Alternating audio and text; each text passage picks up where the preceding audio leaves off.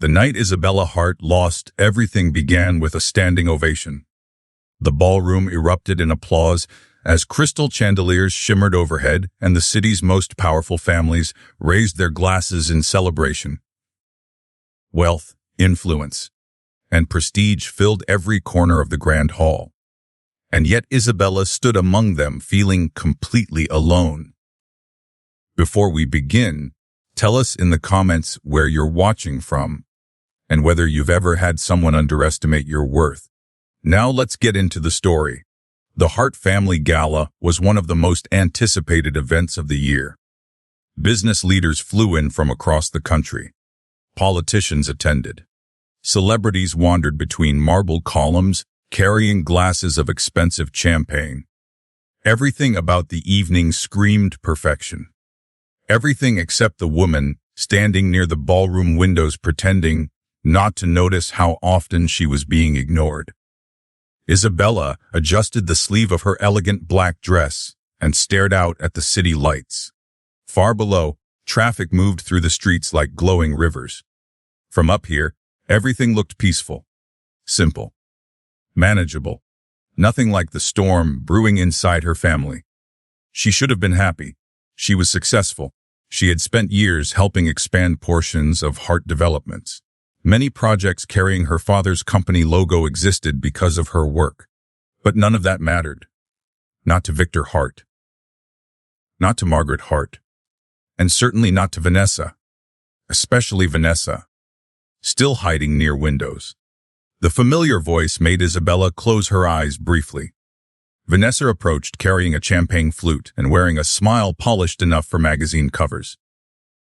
The younger sister always looked perfect. Perfect hair, perfect makeup, perfect timing. And somehow she always managed to appear exactly where Isabella least wanted her. "I'm not hiding," Isabella replied. Vanessa laughed softly. "You always say that." She glanced around the ballroom. "You know everyone thinks you're intimidating." "I doubt that." "No, really." Vanessa leaned closer. "They think you're angry." Isabella sighed. "I'm not angry." "Then maybe try smiling." The Vanessa flashed a flawless grin. People like smiles. Before Isabella could answer, Vanessa's attention shifted toward the center stage. A spotlight illuminated the platform. The orchestra quieted. Conversation slowed. Victor Hart stepped forward. Immediately the room's attention focused on him. That was the effect he always had. Power seemed to follow him wherever he went. Tall, confident, controlled, the chairman of Hart Developments looked every bit the empire builder he was. Margaret joined him. Then Vanessa. Isabella frowned. Nobody had told her there would be a presentation. That wasn't unusual anymore. Lately her family seemed determined to exclude her from important decisions. Victor raised a glass. "Thank you all for joining us tonight." Applause echoed. He smiled. "This evening is particularly special for our family." More applause. Isabella felt a strange knot form in her stomach. Something was wrong. She could feel it. Years of disappointment had taught her to recognize warning signs. Victor motioned toward Vanessa. "I am proud to announce the engagement of my daughter, Vanessa Hart." The ballroom exploded with cheers. Camera flashes illuminated the room. Guests stood, applauded, celebrated. Vanessa smiled dramatically as a handsome man stepped onto the stage. Arthur Kane, one of the city's wealthiest businessmen. Isabella blinked. Confused. Arthur wasn't dating Vanessa. At least not that she knew. Arthur took Vanessa's hand. The crowd loved it. The performance looked flawless. But something about Arthur's expression bothered Isabella. He kept glancing toward her. Again, and again, and again. Then Victor spoke once more. The next words changed everything. "As many of you know, strong families build strong partnerships." The room quieted. Victor smiled. "And tonight marks another important step for the Hart family." Isabella's stomach tightened. Victor looked directly at her. For one brief second she couldn't breathe. Then he continued. "We had originally intended for Arthur Kane to join our family through Isabella." The ballroom became silent. Completely silent. Hundreds of eyes turned toward her. Every conversation stopped. Every smile froze. Every camera shifted toward Isabella. Heat rushed into her face. What? Victor continued speaking as though discussing quarterly profits. Unfortunately, Isabella chose not to move forward with that arrangement. Murmurs spread through the room. Confusion. Whispers. Speculation. Isabella stared at him, horrified. He was doing this publicly, in front of everyone. Victor shook his head dramatically. Thankfully, Vanessa understood what was best for the family. The audience laughed politely. Someone clapped. Others joined. The sound felt like knives. Isabella could barely process what was happening. Arthur looked uncomfortable. Vanessa looked pleased. Margaret remained expressionless, as though this humiliation had been carefully rehearsed, because it probably had. Victor raised his glass again. To family? The room cheered. Isabella felt something inside her crack. Not dramatically, not loudly, just enough. Enough to realize she had spent years chasing approval she would never receive. Enough to understand she would always be second place. Enough to know she couldn't stay another minute. She turned, walked, and nobody stopped her. Not her father, not her mother, not her sister. Nobody. The cold night air hit her immediately. Rain had started falling. At first only a few drops. Then more. Then enough to soak her hair. She welcomed it. At least the rain was honest. The city stretched before her in glowing reflections. Traffic lights blurred through tears she refused to acknowledge. For several minutes she simply stood there. Alone. Humiliated. Broken. Years of frustration surged through her mind. Every family dinner where her achievements were ignored. Every meeting where her ideas were dismissed. Every moment Vanessa received praise for accomplishments Isabella had actually helped create. Nothing had ever been enough. Nothing. A sob escaped before she could stop it. Then another. The tears came harder. The city became a blur. She hated herself for crying. Hated herself for caring. Hated herself for still wanting their approval after everything. A nearby door opened. Footsteps approached. Isabella quickly wiped her eyes. She didn't want witnesses. Especially not now. Miss Hart. The voice was calm, gentle. She turned. A tall man stood beneath an umbrella. Dark hair. Warm eyes. Security uniform. Daniel Reyes. He worked at her apartment building. She had seen him dozens of times. Maybe hundreds.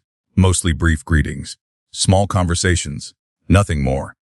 Yet somehow his face felt familiar, comforting. Daniel hesitated. You look like you've had a rough night.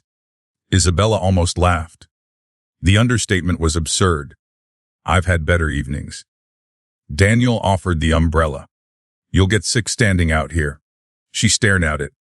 Then at him. You followed me. No. A small smile appeared. I was finishing a shift nearby. He glanced toward the rain. You looked like someone who shouldn't be alone. For some reason that nearly made her cry again. Because nobody from her family would have noticed. Nobody from her family would have cared. Yet a security guard had. Daniel seemed to recognize the emotion crossing her face. He looked away politely, giving her dignity, giving her space, something her own family rarely offered. The rain continued falling. Finally, Isabella accepted the umbrella. Thank you. Daniel nodded. Neither spoke for a moment. The city hummed around them. Distant traffic, rain on pavement, life continuing despite heartbreak. Eventually, Daniel spoke. Want some advice? She almost said no. Instead, she shrugged. Sure. Daniel looked toward the skyline. The people who truly value you usually don't spend all their time proving it. Isabella frowned. What does that mean? It means people who care don't make you earn their love every day. The words hit harder than he probably intended, or maybe exactly as hard as he intended. She stared at him. Daniel simply stood there. No. 3 days passed after the gala. 3 long days during which Isabella learned exactly how quickly a family could erase someone from their lives. No calls, no messages, no apologies, nothing. At first she told herself they simply needed time to cool down. Then reality arrived. Victor Hart had not embarrassed her publicly by accident. He had made a choice. A deliberate choice. And that choice had consequences. The first sign came on Monday morning. Isabella walked into Hart Developments expecting another difficult day. Instead, she found her office empty. Not physically empty. Emotionally empty. The atmosphere had changed. People who normally greeted her avoided eye contact. Conversations stopped when she approached. Assistants suddenly became busy.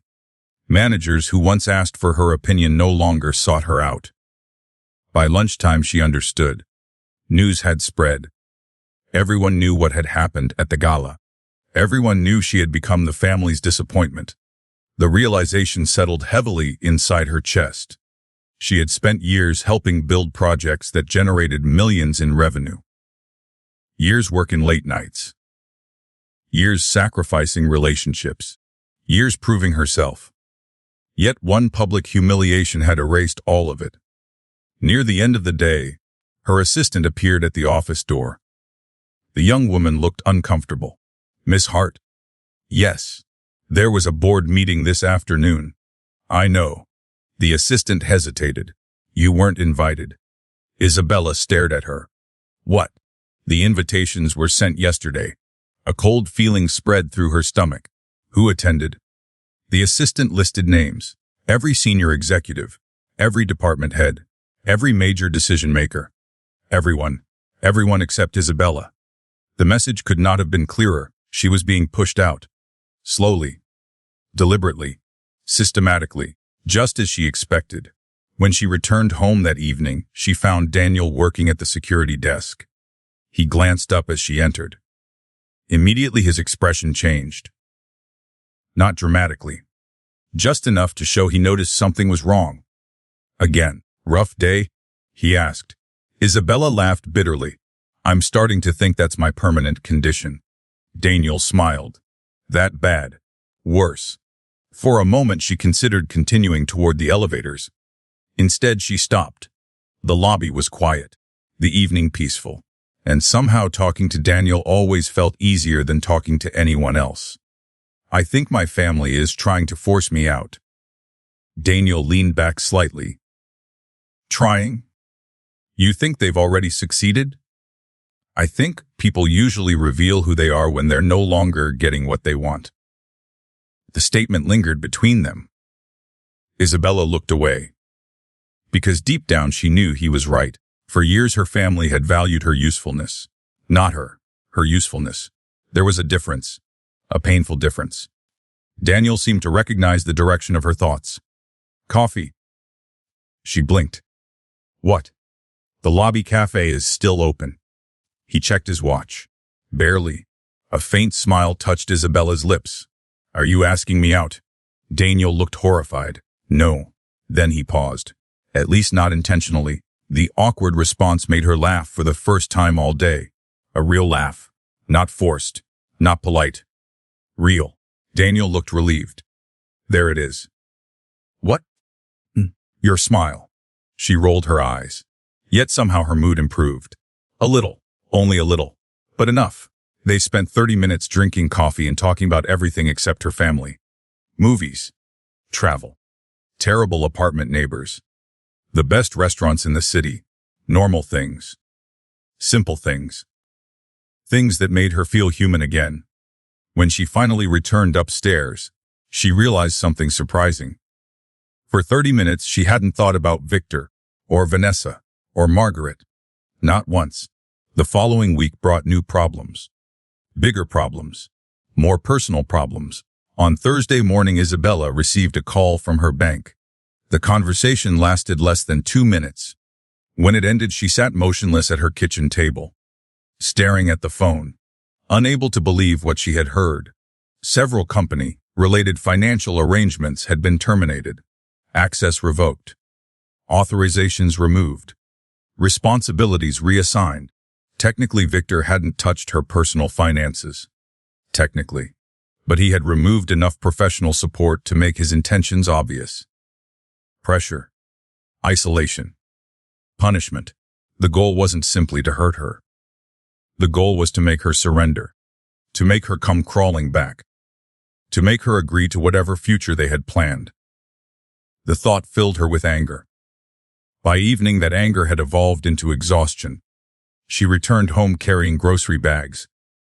Daniel immediately noticed. Need help. I'm fine. One bag ripped. Vegetables scattered across the lobby floor. Daniel raised an eyebrow. I'm fine, Isabella repeated. Then she groaned. Daniel laughed. Together they collected the groceries. The small disaster somehow became funny. For a few minutes they joked about her terrible luck, and once again he managed to make her forget her problems. At least temporarily. Over the next several weeks an unexpected routine developed. Coffee conversations. Late night chats. Brief encounters that slowly became longer. Longer conversations that slowly became meaningful. Neither planned it. It simply happened, like rain gradually filling a lake, one drop at a time, until suddenly everything was different. Daniel listened. Really listened. Not because he wanted something. Not because he hoped to gain influence. Not because her last name carried value. He listened because he cared. The realization terrified her. Because caring had become unfamiliar. One evening she found him helping an elderly resident repair a broken walker. Another night he carried groceries for a single mother struggling with 3 children. He never made a big deal about it. Never sought attention. Never expected praise. He simply helped people. Because he could. The kindness felt rare. Especially in a city where everyone seemed obsessed with status. Then came the message. The message that changed everything. Isabella received it shortly after midnight. A text from Victor. Just one sentence. Meet us tomorrow. Final opportunity. Nothing else. No greeting. No affection. No explanation. Just a command. The next afternoon she arrived at her parents' mansion. The atmosphere immediately felt wrong. Victor, Margaret, Vanessa, Arthur, all waiting. Like a business negotiation. Not a family conversation. Victor wasted no time. We can end this. Isabella crossed her arms. And what? This rebellion. She almost laughed. You think I'm rebelling? I think you're embarrassing this family. There it was. The truth. The only thing he truly cared about. Image. Reputation. Control. Victor continued. Arthur remains willing to move forward. Arthur smiled politely. Isabella wanted to leave. Immediately. But Victor wasn't finished. Accept the arrangement. No. Think carefully. No. Margaret sighed dramatically. Isabella? No. Vanessa rolled her eyes. You're being ridiculous. No. Victor's expression hardened. For several seconds silence filled the room. Then he delivered his ultimatum. If you walk away today, you walk away permanently. The words landed heavily. Not because she feared them. Because part of her had spent years fearing them. And now they no longer held power. Something had changed. Somewhere between the gala and this moment she had stopped needing their approval. Not completely. But enough. Enough to choose herself. She looked at each of them, one by one. Then she stood. I guess we're done. Margaret looked shocked. Vanessa looked annoyed. Arthur looked uncomfortable. Victor looked furious. Good. For once she didn't care. She walked away. This time without tears. This time without regret. That evening she returned to her apartment feeling strangely numb. Not devastated. Not relieved. Just empty. The final bridge had burned. Her family was gone. Completely. The reality settled over her as darkness filled the city. Hours passed. She couldn't sleep. Couldn't focus. Couldn't stop thinking. Around midnight she wandered downstairs. The lobby was quiet. Daniel sat at the security desk reviewing reports. He looked up, immediately noticing something was different. Worse day than usual. She nodded, without asking questions, without demanding explanations, just understanding. A rare gift. They sat together in the lobby lounge. For a long time neither spoke. Then Isabella finally told him everything. The gala, the pressure, the ultimatum, the final confrontation. All of it. Daniel listened quietly. When she finished, he remained silent for several moments, as though carefully choosing his words. Finally, he asked a simple question. What do you want? She frowned. What? What do you want? Nobody had asked that in years. Not truly. Everyone wanted to know what she should do. What she must do. What benefited the family? What protected the company? But what did she want? The question felt strangely emotional. I don't know. Daniel nodded. That's okay. I should know. No. He shook his head. You've spent your whole life living for other people. The statement hit painfully close to home. For several moments, Isabella stared at the floor. Then suddenly she laughed. A strange laugh, half sadness, half exhaustion. Daniel looked confused. What? She covered her face. I think my life has become a complete disaster. I doubt that. My family disowned me? That's true. I lost my future. Debatable. I have no idea what comes next. Most people don't. She laughed again. Then something unexpected happened. An impulsive thought appeared. Ridiculous. Impossible. Completely insane. The kind of thought people should never say out loud. Unfortunately, exhaustion destroyed filters. She looked directly at Daniel. What if I married you? Silence. Complete silence. Daniel stared at her, certain he had misunderstood. What? Isabella groaned immediately. Oh my God. She stood. No. Daniel blinked. No. I didn't mean. You just proposed. I absolutely did not. Daniel looked amused. You literally asked if you should marry me. She covered her face again.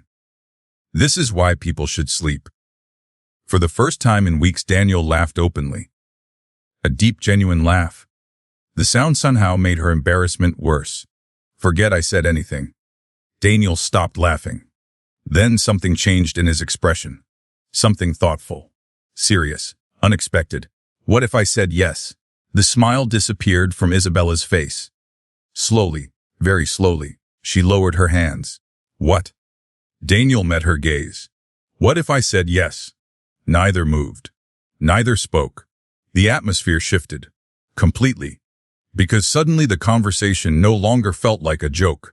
And for the first time, Isabella realized Daniel Reyes wasn't laughing anymore. Neither of them knew it yet. But by this time tomorrow, everything would change. Again. For several seconds, Isabella was convinced she had misheard him. The lobby seemed strangely quiet. The city outside the glass doors continued moving. Cars passed. People walked by. Life carried on. Yet inside the apartment building, time felt frozen. Daniel Reyes had just agreed to marry her. Or at least he seemed willing to. And somehow that was even crazier than the proposal itself. What do you mean? What if you said yes? Isabella asked carefully. Daniel remained calm. I mean exactly what I said. She stared at him. You can't be serious. Why not? Because we barely know each other. Daniel smiled slightly. We know each other better than most people getting married in this city. She opened her mouth. Then closed it. Unfortunately, he wasn't entirely wrong. She knew people who had gotten engaged after only a handful of dates.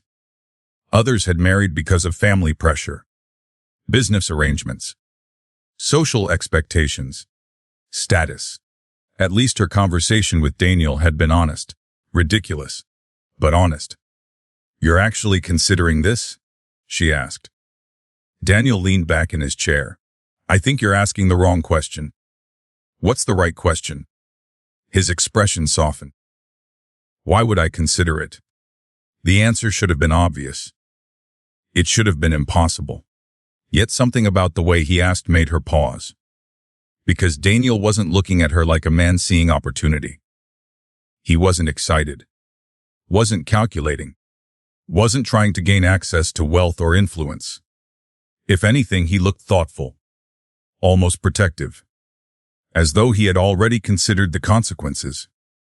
And that realization somehow made the situation even more confusing. Neither of them spoke for several moments.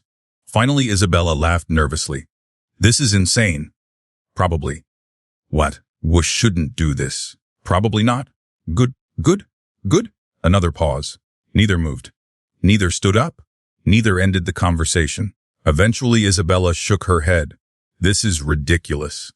Daniel smiled. Completely? Good night, Daniel. Good night, Isabella. She walked toward the elevators. Yet somehow she knew she wasn't finished thinking about it. Not even close. The next morning she woke up exhausted. Not because she had slept poorly. Because she hadn't slept much at all. Every time she closed her eyes, the conversation replayed itself. The proposal. The response. The possibility. By breakfast, she had convinced herself it was absurd. By lunch, she wasn't so sure. By evening, she found herself standing in front of the security desk again. Daniel looked up, immediately understanding why she was there. A slow smile appeared. Thinking about it, Isabella sighed. I hate that you know me so well. You've been staring at the front door for 3 minutes. She looked away. Maybe. Daniel stood. Walk with me. The request surprised her, but she agreed. Together they walked through the neighborhood surrounding the apartment building. The evening air felt cool, comfortable. For a while they talked about ordinary things. Then eventually the conversation returned to the subject both had been avoiding. You weren't joking last night, Isabella said. No. Why? Daniel looked ahead. Because I think you're a good person. The answer caught her off guard. That's it?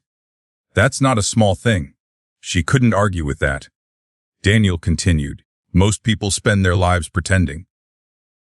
You're saying I don't. I'm saying you don't know how. A laugh escaped her. That was probably true. Painfully true. They continued walking. Eventually they reached a small park overlooking the city. Daniel sat on a bench. Isabella joined him. For several moments neither spoke. Then Daniel asked a question. What happens now? She frowned. What do you mean? Your family. The word alone was enough to darken her mood. Daniel noticed. I'll take that as a bad sign. They gave me an ultimatum. And I chose myself. A faint smile appeared on Daniel's face. Good. Good. Very good. She looked surprised. Daniel shrugged. People should never have to earn basic respect. The statement lingered, because it echoed the advice he had given her weeks earlier. The advice she still couldn't forget. People who care don't make you earn their love every day. The memory made her chest tighten. She looked away quickly. Daniel didn't mention it. Didn't push. Didn't demand explanations. He never did, and that was part of the problem. The more time she spent around him, the more she realized how different he was from everyone else in her life. A dangerous realization. One she wasn't ready to examine too closely. The following morning changed everything. Isabella arrived at work to find a sealed envelope waiting on her desk. Inside was a termination notice. Not from the company. Not officially. Yet. But every meaningful responsibility she possessed had been reassigned. Projects removed. Teams transferred. Access revoked. Meetings canceled. The message was unmistakable. Victor Hart was preparing to erase her completely. By noon she had packed most of her office. By 2 o'clock she was sitting alone in her car, trying not to cry. Again, her phone rang. Vanessa. Isabella considered ignoring it. Instead she answered. What? Vanessa laughed. No greeting, no concern, just laughter. You should see social media. Isabella closed her eyes. What now? Nothing. Vanessa sounded delighted. Everyone's talking about you. A cold feeling spread through her stomach. What are they saying? Mostly that Dad finally got tired of your drama. The cruelty felt effortless. Practiced. Vanessa continued. You know, people are actually taking bets. Bets. On how long you'll last before crawling back. Isabella ended the call. Immediately. Without another word. Her hands trembled. Not from sadness. From anger. Pure anger. For years she had tolerated the disrespect. The manipulation. The favoritism. The constant comparisons. Now she was finished. Completely finished. That evening she returned home. And found Daniel waiting near the lobby desk. One look at her face told him everything. Bad day. She laughed bitterly. That's becoming your favorite question. Because it's usually relevant. She couldn't argue. For several moments neither spoke. Then Daniel handed her a cup of coffee. Thanks. You're welcome. She took a sip. The warmth helped. A little. Then her phone buzzed. A notification. Social media. Curious despite herself, she opened it. Instantly she regretted it. Photographs from the gala. Articles. Rumors. Speculation. Anonymous comments. Thousands of strangers discussing her life. Some mocked her. Some pitied her. Others treated her humiliation as entertainment. The internet had transformed her pain into gossip. Daniel noticed her expression darken. What happened? She showed him. His jaw tightened. Not dramatically. Just enough. For the first time since meeting him, she saw genuine anger flash across his face. Not at her. For her? And somehow that affected her more than the comments themselves. Daniel handed back the phone. Stop reading it. Easier said than done. Still? He met her eyes. You know that around. She wanted to believe him, but years of criticism had left scars. Deep ones. The next few days became worse. Then worse again. News articles continued spreading. Business circles whispered. Former friends suddenly disappeared. Invitations stopped arriving. People who once valued her company no longer returned calls. Status had vanished, and with it, many relationships. The experience taught Isabella something uncomfortable. Most of those relationships had never been real. 1 week later, she received another shock. Her personal credit cards had been canceled. Technically, the accounts belonged to a family trust. A trust controlled by Victor. The move wasn't illegal, just cruel. Exactly the kind of punishment he preferred. Isabella sat inside her apartment staring at the notification. The reality felt surreal. 1 month earlier, she had been a heart. A powerful surname. Now she was becoming a cautionary tale. Someone people discussed in whispers. Someone powerful families avoided. A knock interrupted her thoughts. Daniel stood outside holding takeout containers. She blinked. What is this? Dinner. I didn't order dinner. I know. She crossed her arms. Why? Daniel lifted the bag. Because you look like someone who forgot to eat. Unfortunately, he was right. Again. They ate together in her apartment. Simple food. Simple conversation. Nothing complicated. Yet by the end of the evening, Isabella felt lighter, as though the weight on her shoulders had shifted slightly. Not disappeared. Just shifted. And sometimes that was enough. Days later, everything exploded. A local gossip site published a story claiming Isabella had suffered a public breakdown after being rejected by her family. The article was complete fiction. But that didn't matter. Thousands shared it anyway. The story spread across social media, then news websites, then business circles. By afternoon, everyone was talking about it. Even worse, someone photographed her entering the apartment building with Daniel. Suddenly, new rumors appeared. People speculated she was secretly dating a security guard. The comments became vicious, cruel, mocking. Exactly the reaction her family would have wanted. When Isabella saw the article, she expected embarrassment. Instead, she felt something unexpected. Relief. Because for the first time, she stopped caring what those people thought. Maybe she was finally reaching her limit. Maybe she was finally healing. Either way, something had changed. That evening, she found Daniel reading the same article. He looked unimpressed. Apparently, I'm secretly manipulating you. Isabella laughed. And apparently, I'm having a breakdown. You seem surprisingly calm for someone having a breakdown. I'm trying something new. What's that? Not caring. Daniel nodded approvingly. Good strategy, she smiled. For a moment, the world felt normal. Then the lobby doors opened, and everything changed. Arthur Kane walked inside. Expensive suit. Perfect posture. Confident smile. The entire lobby seemed to grow colder. Arthur approached directly, ignoring Daniel completely. Isabella, she stood. What are you doing here? Arthur's expression remained pleasant. But his eyes revealed something darker, something calculating, something dangerous. "I'm here on behalf of your father." The words immediately ruined her mood. "I have nothing to say to him." Arthur smiled. "Actually, you do." Isabella folded her arms. "No." Arthur glanced briefly toward Daniel. His expression suggested he considered the security guard beneath notice. A mistake. Though neither Arthur nor Isabella realized how large that mistake truly was. Arthur returned his attention to her. "Victor asked me to deliver a message." She sighed. "Of course he did." Arthur's smile widened. "Your father wants you to understand something." "What?" Arthur's voice became colder. "If you continue down this path, there won't be any way back." Silence filled the lobby. Daniel remained motionless, watching, listening, waiting. Arthur took another step forward. "You are making a very serious mistake." Isabella stared directly into his eyes, then gave the only answer she had left. "Then I guess I'll have to live with it."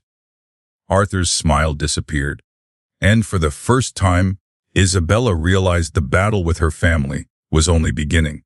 The morning after Arthur Kane's visit, Isabella woke up with an unusual feeling. Peace. Not complete peace, not happiness, but something close. For weeks her life had felt like a storm, constant pressure, constant judgment, constant uncertainty. Yet somehow Arthur's threat had produced the opposite effect. Because it confirmed something she had already suspected. Her family wasn't interested in reconciliation. They were interested in control. And once she accepted that truth, their power over her began to weaken. The realization stayed with her throughout the day, until late that evening, when she found herself standing in front of Daniel's security desk once again. The lobby was quiet. A few residents crossed through. Soft music played overhead. Daniel looked up from his monitor. A faint smile appeared. "You've been spending a lot of time down here." Isabella leaned against the desk. "You spend a lot of time up here." "Fair point." For several moments neither spoke. The comfortable silence surprised her. Most people felt the need to constantly fill empty space. Daniel never did. He seemed comfortable simply existing. It was one of the many things she found oddly calming. Eventually she spoke. "Do you ever regret things?" Daniel raised an eyebrow. "That's a broad question." "I'm serious." "So am I." He leaned back slightly. "Everybody regrets something." "What about you?" Daniel thought for a moment, then shrugged. "Not many things." "That's impossible." "Maybe." She studied him. "You really don't have many regrets." A small smile appeared. "I try not to spend much time looking backward." The answer sounded simple, yet somehow profound. Another thing she was beginning to notice about him. Daniel rarely spoke dramatically. But when he did say something, it usually stayed with her. Their conversation continued late into the evening. Then midnight arrived. Then 1 in the morning. Neither noticed. Not until Daniel glanced at the clock. "You should probably get some sleep." Isabella laughed. "You're probably right." She started toward the elevators, then stopped, turned around, and looked directly at him. "What if we actually did it?" Daniel blinked. "Did what?" "You know what?" His expression changed. Not dramatically. Just enough. The joke was gone. The seriousness remained. "The marriage." She nodded. Neither looked away. For several seconds the world seemed strangely quiet. Then Daniel answered, "I would." The certainty in his voice surprised her. No hesitation. No nervousness. Just certainty. "Why?" she asked softly. Daniel was quiet for a moment. Then he gave an answer she wasn't expecting. "Because I think you'd never have to wonder whether I was on your side." The words struck her harder than they should have. Because loyalty had become rare in her life. Very rare. And somehow Daniel offered it as naturally as breathing. Without conditions. Without negotiations. Without expectations. Just loyalty. The following week passed in a blur. Part of Isabella still believed the entire idea was ridiculous. Another part couldn't stop thinking about it. Meanwhile, the attacks from her family continued. More rumors, more pressure, more attempts to isolate her. Victor seemed determined to make every day worse than the one before. Then came another surprise. A letter arrived from the law firm managing several family trusts. Her final financial connections to the Hart family had been severed. Officially. Completely. The message couldn't have been clearer. You are no longer one of us. For several minutes, she simply sat at her kitchen table staring at the document. Something inside her finally broke. Not dramatically, not loudly, quietly, completely. She was tired. Tired of defending herself. Tired of proving herself. Tired of waiting for people to love her. The decision came suddenly, almost impulsively. She grabbed her coat, took the elevator downstairs, and found Daniel near the front entrance. He immediately noticed something different. What happened? Isabella walked directly toward him. No hesitation. No second thoughts. Marry me. Daniel stared at her. Several residents passing through the lobby slowed down, confused, wondering what they had just heard. Daniel blinked once, then twice. Isabella, I'm serious. The words echoed through the lobby. A stunned silence followed. Daniel searched her face, trying to determine whether this was another joke, another emotional reaction, another temporary decision. Eventually, he realized it wasn't. You mean right now? Maybe? Daniel laughed softly, not because it was funny, because the situation was completely insane. Yet somehow it also felt real. Very real. He studied her carefully, for a long moment, then nodded. Okay. She stared. What? I said okay? That's it. What were you expecting? I don't know. Daniel smiled. A speech. Maybe. I don't have one. The simplicity of his answer made her laugh. For the first time in days, a real laugh. Daniel looked relieved. There's that smile again. She rolled her eyes. But she couldn't stop smiling. 2 days later, they stood inside a small courthouse. No reporters, no photographers, no society guests, no billionaires, no crystal chandeliers. Just a quiet room, a judge, 2 witnesses, and Tupel making a decision neither fully understood. The contrast to the Hart family gala couldn't have been greater. No spectacle. No performance. No audience. Just honesty. The ceremony lasted less than 20 minutes. Yet somehow it felt more meaningful than every luxury event Isabella had ever attended. When the judge pronounced them husband and wife, she expected panic, fear, regret. Instead, she felt calm. Unexpectedly calm. Daniel looked exactly the same. Relaxed, steady, certain, as though marrying her was the most natural decision in the world. Afterward, they walked outside together. The city stretched around them, busy as always, unaware that their lives had just changed forever. So, Isabella said. So, Daniel replied. We're married. Apparently. She laughed. The absurdity still hadn't fully registered. Neither noticed a man standing across the street, watching, taking photographs. A few hours later, those photographs would reach the wrong people. Very powerful people. Very angry people. But for now, neither knew. And for a few precious hours, they were simply husband and wife. The first challenge arrived that evening. Living arrangements. Daniel's apartment was small. Very small. Located inside the employee housing section, attached to the building. Isabella's apartment was significantly larger. The obvious solution should have been simple. Yet somehow both felt awkward discussing it. So, Isabella replied. She laughed. We should probably decide where we're living. Daniel nodded. That would make sense. You can move into my apartment. He hesitated. Immediately she noticed. What's wrong? Nothing. Daniel. He rubbed the back of his neck. I'm not sure your neighbors will appreciate that. She frowned. What? Do you mean? You know exactly what I mean. Unfortunately, she did. The building contained plenty of wealthy residents. Many already looked down on employees. Learning a security guard had moved into one of the luxury penthouses would create endless gossip. The realization annoyed her. Who cares? Daniel smiled. You say that now? I mean it. And surprisingly, she did. The old Isabella might have cared. The woman she had been a month ago. Not anymore. By evening, Daniel had moved in. His entire life fit into a surprisingly small number of boxes. That fact bothered her, because it highlighted the difference between them. Years of wealth had filled her apartment with possessions. Daniel owned only what he needed. Nothing more. As they unpacked, Isabella noticed something strange. Very little personal decoration. Very few photographs. Almost no sentimental items. Where are all your pictures? She asked. Daniel looked up. What pictures? Family photographs. His expression shifted slightly, only for a second. Yet she noticed. There aren't many. The answer felt incomplete. But she didn't push.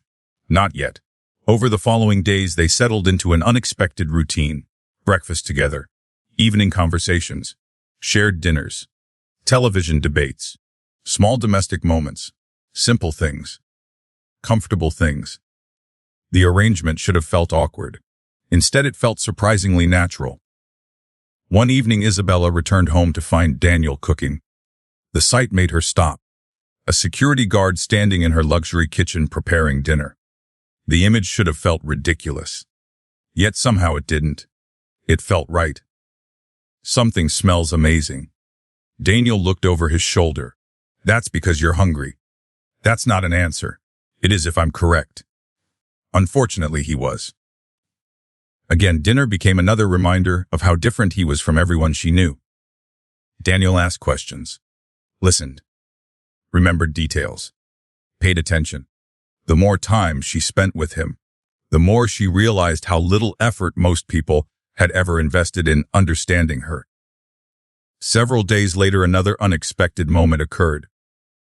They were walking through the city together when a luxury car stopped nearby. A middle-aged businessman stepped out. The man's eyes immediately found Daniel. Then something strange happened. His entire expression changed. Respect. Genuine respect. The businessman approached quickly. Daniel. Daniel smiled politely. Good afternoon. The businessman shook his hand enthusiastically. Far more enthusiastically than seemed appropriate. They exchanged a brief conversation. Nothing unusual. Yet Isabella noticed something odd. The businessman treated Daniel almost like an equal, not like a security guard. Not like an employee. Like an equal. When the man finally left, she looked at Daniel. What was that? What was what? That. Daniel appeared confused. A conversation. She narrowed her eyes. He seemed to know you. He does. From where? Daniel shrugged. We've met. The answer felt suspiciously vague. But before she could ask more questions, he changed the subject. And somehow she allowed it. Later that week, something similar happened again. Then again. Different people. Different locations. Same reaction. Business executives, property managers, lawyers, developers, people with influence, people with power. All seemed to know Daniel, and all treated him with unusual respect. The pattern didn't make sense. Yet every time she asked, he provided another vague explanation. Eventually she stopped asking, at least temporarily.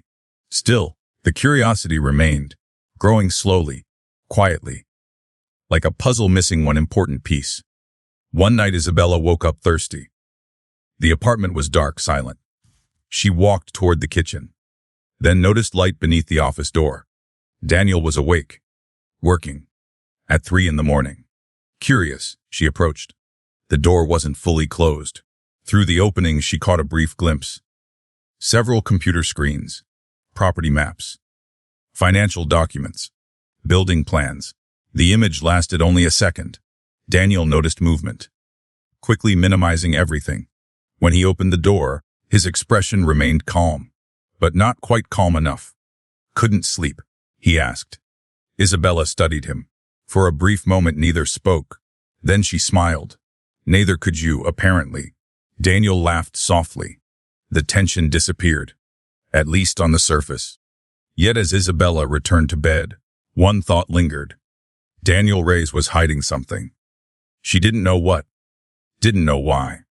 But she knew it with absolute certainty. And somewhere deep inside the city, hidden behind layers of secrets, wealth, and power, a carefully constructed life was beginning to crack. Neither of them realized it yet. But the truth was getting closer. Marriage was supposed to make things simpler. At least that was what Isabella had assumed. Instead, it seemed to create an entirely new collection of questions.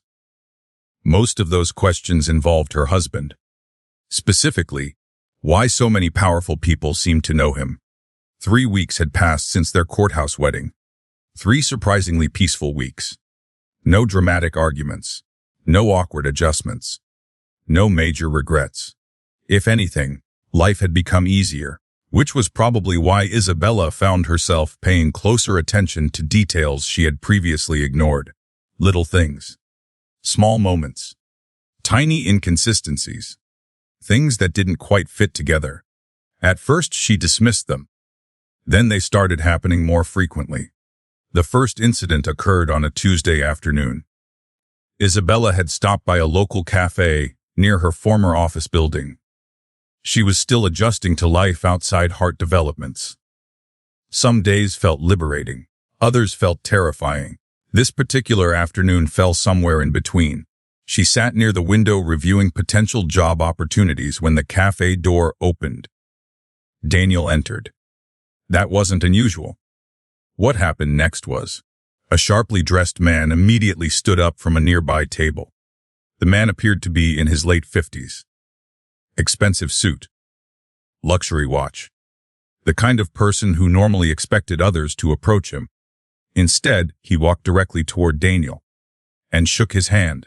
Not casually, respectfully, almost warmly. The two spoke for several minutes. Then the man left. When Daniel reached her table, Isabella raised an eyebrow. Friend of yours? Daniel glanced toward the departing businessman. Something like that. What does that mean? It means we're friends. She narrowed her eyes. That's suspiciously vague. Daniel sat down. You ask a lot of questions.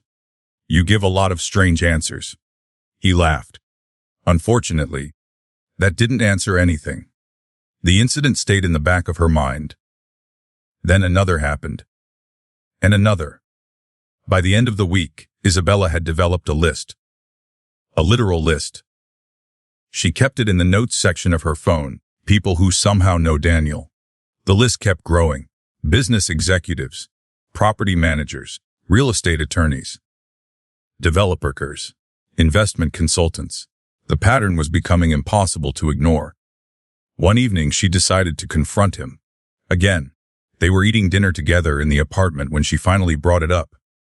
Okay. Daniel looked up. That sounds serious. It is. He set down his fork. I'm listening. She opened her phone. Daniel immediately looked concerned. What is that? A list. His concern increased. That doesn't sound good. It isn't. She turned the screen toward him. Daniel stared, then laughed. Actually laughed. You made a list? Don't change the subject. The list contained 23 names. 23. Daniel examined it, then looked back at her. You've been keeping track. Daniel. Sorry. His smile remained, which only annoyed her further. Why do all these people know you? They know lots of people. That's not an answer. He sighed dramatically. You say that a lot because you keep avoiding questions. Daniel considered this, then nodded. Fair. Well, they're acquaintances. She stared. That's your explanation. It's technically accurate. Isabella groaned. The conversation was going nowhere. Again, yet the strange thing was she wasn't angry. Not really. Mostly she was curious, because despite all the mystery, Daniel never seemed dishonest. Secretive, absolutely. Dishonest, no. The distinction mattered. At least to her. Several days later another unusual event occurred. This one was harder to ignore. Isabella had accompanied Daniel to a community fundraiser. A modest event supporting local housing initiatives. Nothing extravagant. Nothing high profile. At least that's what she thought. Then she arrived. Half the city's real estate industry appeared to be present. Developers, investors, corporate executives, people worth hundreds of millions of dollars. People who normally attended exclusive galas rather than neighborhood fundraisers. The moment Daniel entered, reactions started, heads turned, conversations paused. People noticed him immediately, and once again they treated him strangely. One executive actually interrupted an important conversation to greet him. Another crossed the room specifically to shake his hand. A third invited Daniel to join a private discussion. The entire situation felt surreal. At one point, Isabella simply stood back and watched, trying to make sense of it. Nothing made sense. Absolutely nothing. Later that evening, while driving home, she finally voiced her frustration. "You know something?" Daniel glanced over. "Probably. You're impossible?" He smiled. "I've been told that?" "I'm serious. So, am I." She folded her arms. "You're a security guard." "Correct. You live like a security guard." "Also correct. You dress like a security guard." Daniel looked down at his jacket. "That seems accurate. Then why does every wealthy person in the city know you?" Silence. A long silence. Daniel stared at the road ahead. For one brief moment she thought he might finally answer. Then he smiled. "You really don't give up?" Isabella groaned loudly. Daniel laughed. The laugh only made things worse, at least from her perspective. Meanwhile, far across the city, Victor Hart was having a very different conversation. The Hart family mansion felt unusually tense. Victor sat at the head of a conference table. Margaret occupied one side, Vanessa the other. Arthur Kane stood near the window. Everyone looked unhappy, which suited Victor perfectly. A photograph lay on the table. One photograph. Daniel and Isabella leaving the courthouse. Married. Together. Happy. Victor hated it. He hated everything about it. Most of all, he hated the fact that Isabella hadn't come back. Weeks had passed. She should have returned by now. She should have apologized. She should have admitted she was wrong. Instead, she had married a security guard. The humiliation infuriated him. Arthur finally broke the silence. "We underestimated her." Victor's eyes narrowed. "No." Arthur met his gaze. "Yes." The room became quiet. Nobody normally disagreed with Victor Hart. Arthur continued anyway. "We expected pressure to work." "It will." Arthur shook his head. "I don't think so." Victor's expression darkened. Margaret shifted uncomfortably. Vanessa looked annoyed. Arthur pointed toward the photograph. "She's happier." The observation irritated Victor even more because it was true. Every report suggested the same thing. Isabella wasn't struggling, wasn't begging, wasn't trying to return.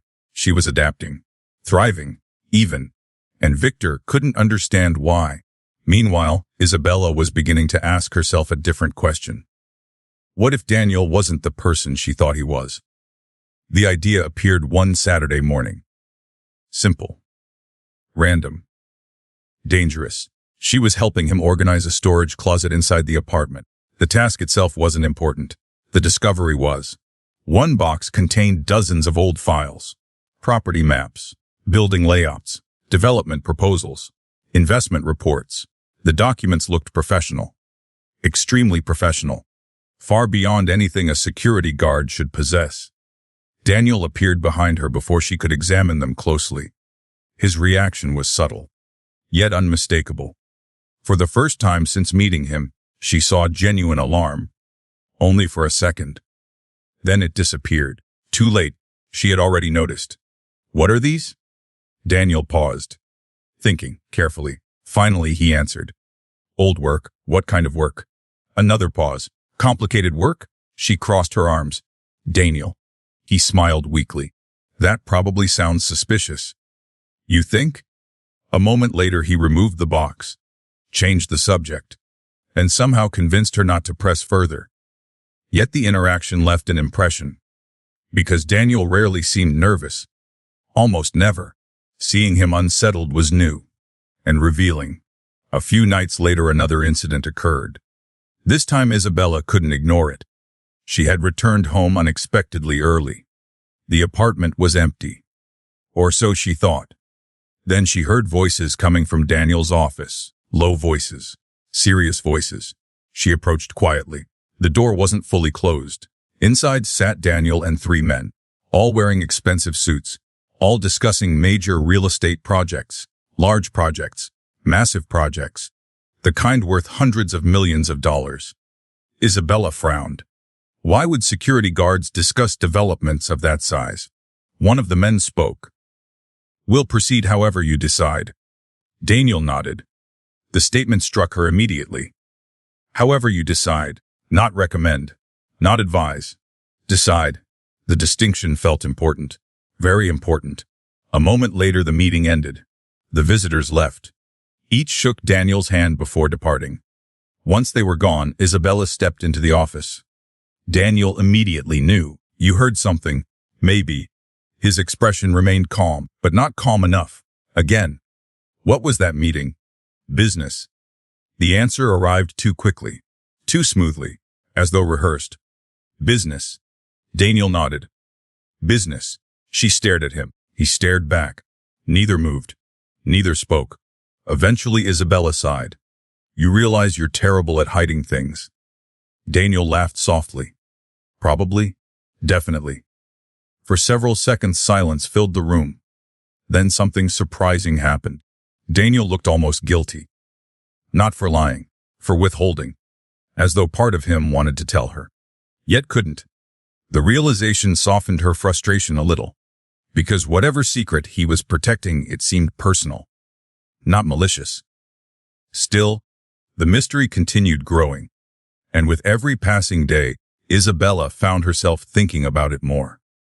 One evening they attended a rooftop charity event overlooking the city skyline.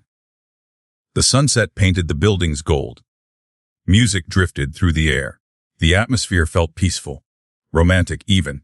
Halfway through the evening, a prominent developer approached. An older man with a reputation for being difficult, demanding, arrogant. Yet the moment he saw Daniel, his entire demeanor changed. Respect. Again. That same unmistakable respect. The developer smiled warmly. Good to see you. Daniel returned the greeting. The conversation lasted only minutes. But when the man finally left, Isabella noticed something strange. Several other executives were watching Daniel. Not casually, carefully, as though he mattered. As though his opinions carried weight. As though he possessed influence. The realization sent a strange chill through her, because suddenly a thought occurred. A ridiculous thought. An impossible thought. Yet she couldn't dismiss it. What if Daniel wasn't simply connected to powerful people? What if he was one of them? The idea sounded absurd. Completely absurd. And yet, the more she considered it, the less impossible it seemed. Later that night they stood together on the rooftop balcony overlooking the city. Lights stretched endlessly toward the horizon. Thousands of buildings. Millions of lives. A city filled with secrets. Isabella glanced at her husband. Daniel stood quietly beside her, hands in his pockets, calm as always, comfortable in the silence. She studied him for a long moment, then finally spoke. Who are you, Daniel? For the first time, he didn't smile. For the first time, he didn't joke. For the first time, he didn't immediately answer. Instead, he stared out at the city, at the glowing skyline beyond, and something about his expression made Isabella's heart beat faster. Because for one brief moment, Daniel Reyes looked less like a security guard, and more like a man carrying the weight of an enormous secret. A secret that was getting harder to hide. The question hung between them. Who are you, Daniel? The city lights reflected across the rooftop balcony windows as Isabella waited for an answer. For a moment she thought he might finally tell her, finally explain why executives treated him like an equal, why developers knew him, why lawyers, investors, and property managers seemed unusually interested in his opinions. Instead, Daniel smiled, a small tired smile. Then he looked away. I'm your husband. Isabella groaned immediately. That is not an answer. It technically is. Daniel. Isabella. She folded her arms. I hate when you do that. Do what? Avoid questions. Daniel chuckled softly. The conversation moved on. But the mystery didn't. Not for her. Not anymore. Something had changed. Until now she had mostly accepted his explanations. Or lack of explanations. Now she couldn't. The inconsistencies were becoming too large. Too obvious. Too frequent. And somewhere deep down she knew there was a reason. A significant reason. The next morning Daniel left the apartment unusually early. Before sunrise. Before most people were awake. Isabella noticed because she happened to be awake herself.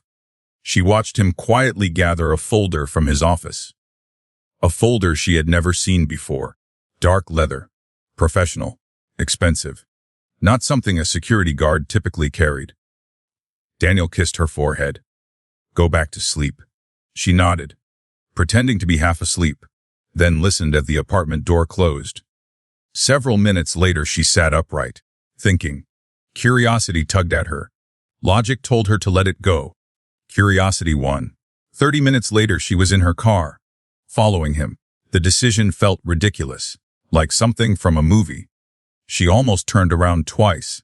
Then Daniel's vehicle entered the financial district, and everything became even stranger. The area contained some of the most expensive real estate in the city. Corporate headquarters, investment firms, luxury developments, major law offices, not exactly security guard territory. Daniel eventually parked outside a towering glass skyscraper. One Isabella recognized immediately. The Sterling Center, one of the most prestigious business addresses in the city. Isabella frowned. Why would Daniel be there? She parked farther down the street and watched. Then her confusion deepened. A uniformed doorman opened Daniel's car door. Not unusual. Except the doorman clearly recognized him. The man greeted Daniel with obvious respect. Not casual familiarity. Respect. The same pattern again. Daniel entered the building. Isabella waited several minutes, then followed. Inside, the lobby looked like something from an architectural magazine. Marble floors. Floor-to-ceiling glass. Massive sculptures. Security personnel positioned discreetly throughout the space. Everything screamed money. Old money. Serious money. Isabella crossed the lobby, trying not to attract attention. Then she saw something that made her stop. Daniel wasn't heading toward the public elevators. He was being escorted toward a private elevator bank, one reserved for executive access. A receptionist actually stood when he approached. Stood for him. The sight made no sense. Absolutely none. The elevator doors closed. Daniel disappeared. Isabella remained frozen, trying to process what she had just witnessed.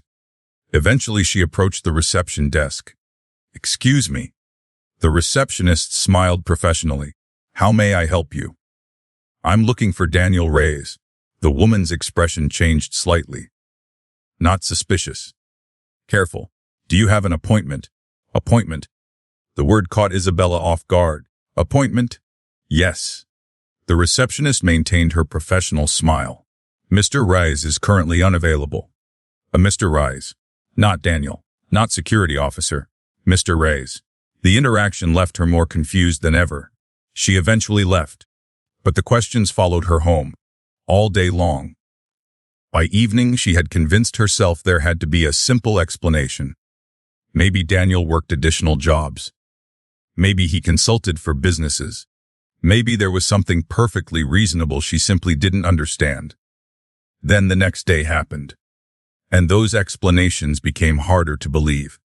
Because Daniel visited another building. And another. And another. Over the following week, Isabella accidentally, or perhaps not so accidentally, noticed a pattern. Luxury office towers. High-end developments. Major commercial properties. Daniel seemed connected to all of them. One afternoon, she watched him enter a private meeting room inside a waterfront development complex. A meeting attended by people worth hundreds of millions of dollars. The realization left her stunned, because nobody questioned his presence. Nobody looked surprised. Nobody treated him like an outsider. If anything, they treated him like the most important person in the room. That night, she couldn't stop thinking about it. The pieces still didn't fit. Yet they were beginning to form a picture. A picture she didn't fully understand. The following Friday brought the biggest surprise yet. Isabella had lunch scheduled with a former colleague. Someone she trusted. Someone still working inside the city's development industry. The conversation began normally. Career updates. Industry gossip. Recent projects. Then something unexpected happened. Her colleague mentioned a new housing initiative. One of the largest developments currently underway. It's incredible, the woman said. Everyone wants a piece of it. Who's behind it? The woman laughed. That's the mystery. What do you mean? Nobody knows. Now Isabella was interested. Nobody. Her colleague shook her head. The ownership structure is hidden behind trusts, holding companies, and investment groups. Why? No idea. The woman took a sip of coffee. But whoever controls it basically controls half the future growth of the city. The statement lingered. Controls half the future growth of the city. An enormous claim. Yet the woman sounded serious. Very serious. The conversation moved on. But something about it stayed with Isabella. Especially after she returned home. Because when she entered Daniel's office later that evening, she noticed something. A map. Pinned to a board. A city map. Covered in markings. Property boundaries. Development zones. Future projects. The same type of information her colleague had discussed earlier. Daniel quickly covered the board when he noticed her looking. Too quickly. Another clue. Another unanswered question. Eventually, Isabella couldn't take it anymore. She decided to confront him directly. Again. That evening they sat together on the apartment balcony. The city stretched endlessly before them. Thousands of lights glowing against the darkness. Beautiful. Complicated. Full of secrets.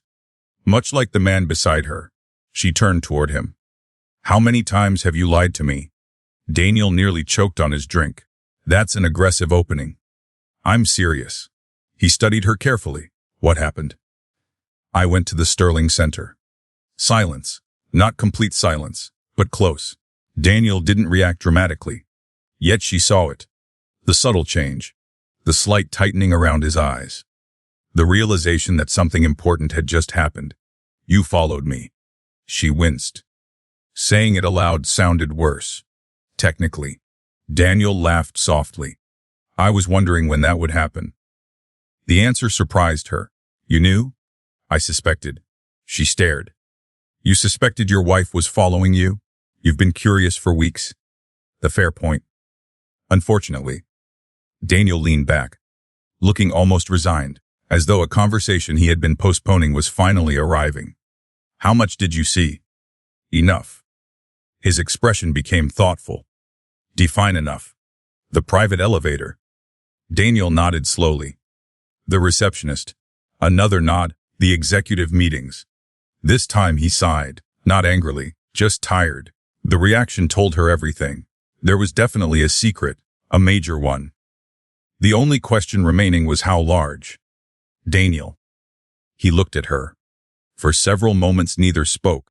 Then she asked the question she had been carrying for weeks. What aren't you telling me? The city hummed around them. Traffic below. Wind above. Life continuing in every direction. Yet for Isabella, everything narrowed to that single moment. Daniel looked out across the skyline. At the towers, the buildings, the neighborhoods stretching toward the horizon. Something changed in his expression. Something she had never seen before. Vulnerability. Not fear. Not shame. Vulnerability. As though revealing the truth might cost him something important. Finally he spoke. Quietly. Carefully. I haven't been completely honest. Her heart began beating faster. The words weren't shocking. She already knew there was a secret. What mattered was what came next. Daniel folded his hands together, thinking, choosing his words. I am a security guard. She frowned. Okay, That part is true. The clarification made her even more nervous, because people only clarified truths when larger truths were coming. Daniel continued. But that's not the whole story. The air seemed to leave her lungs. Not the whole story. Every strange interaction. Every executive. Every mysterious meeting. Every unexplained connection. Suddenly all of it felt important. Very important.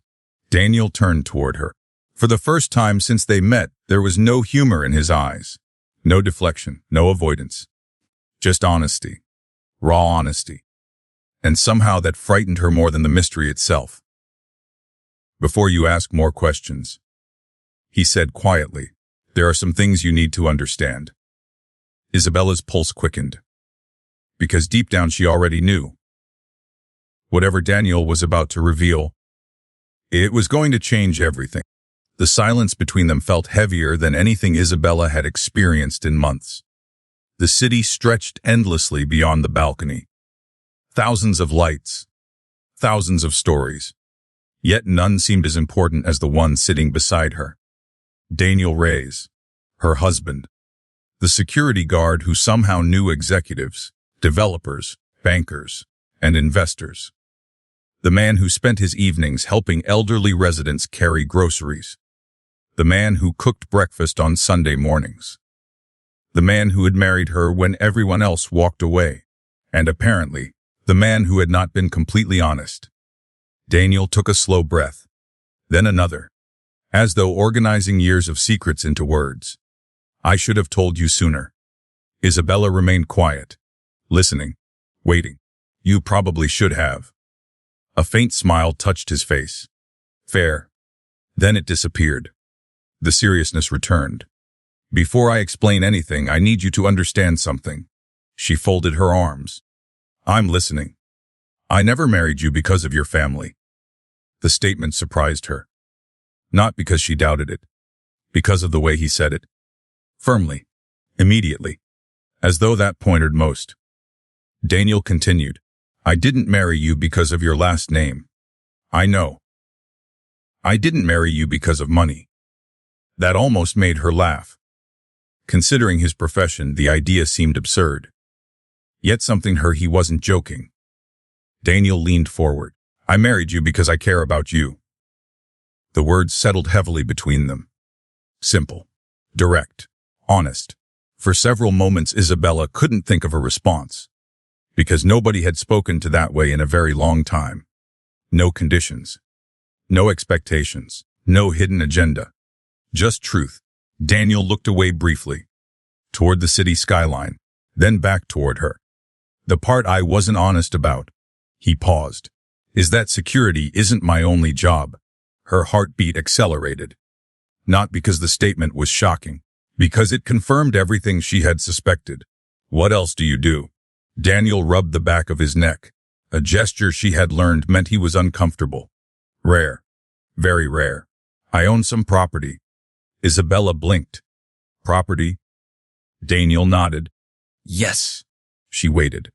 Certain there was more. When he didn't continue, she stared. How much property? Another pause. Then Daniel sighed. Several buildings.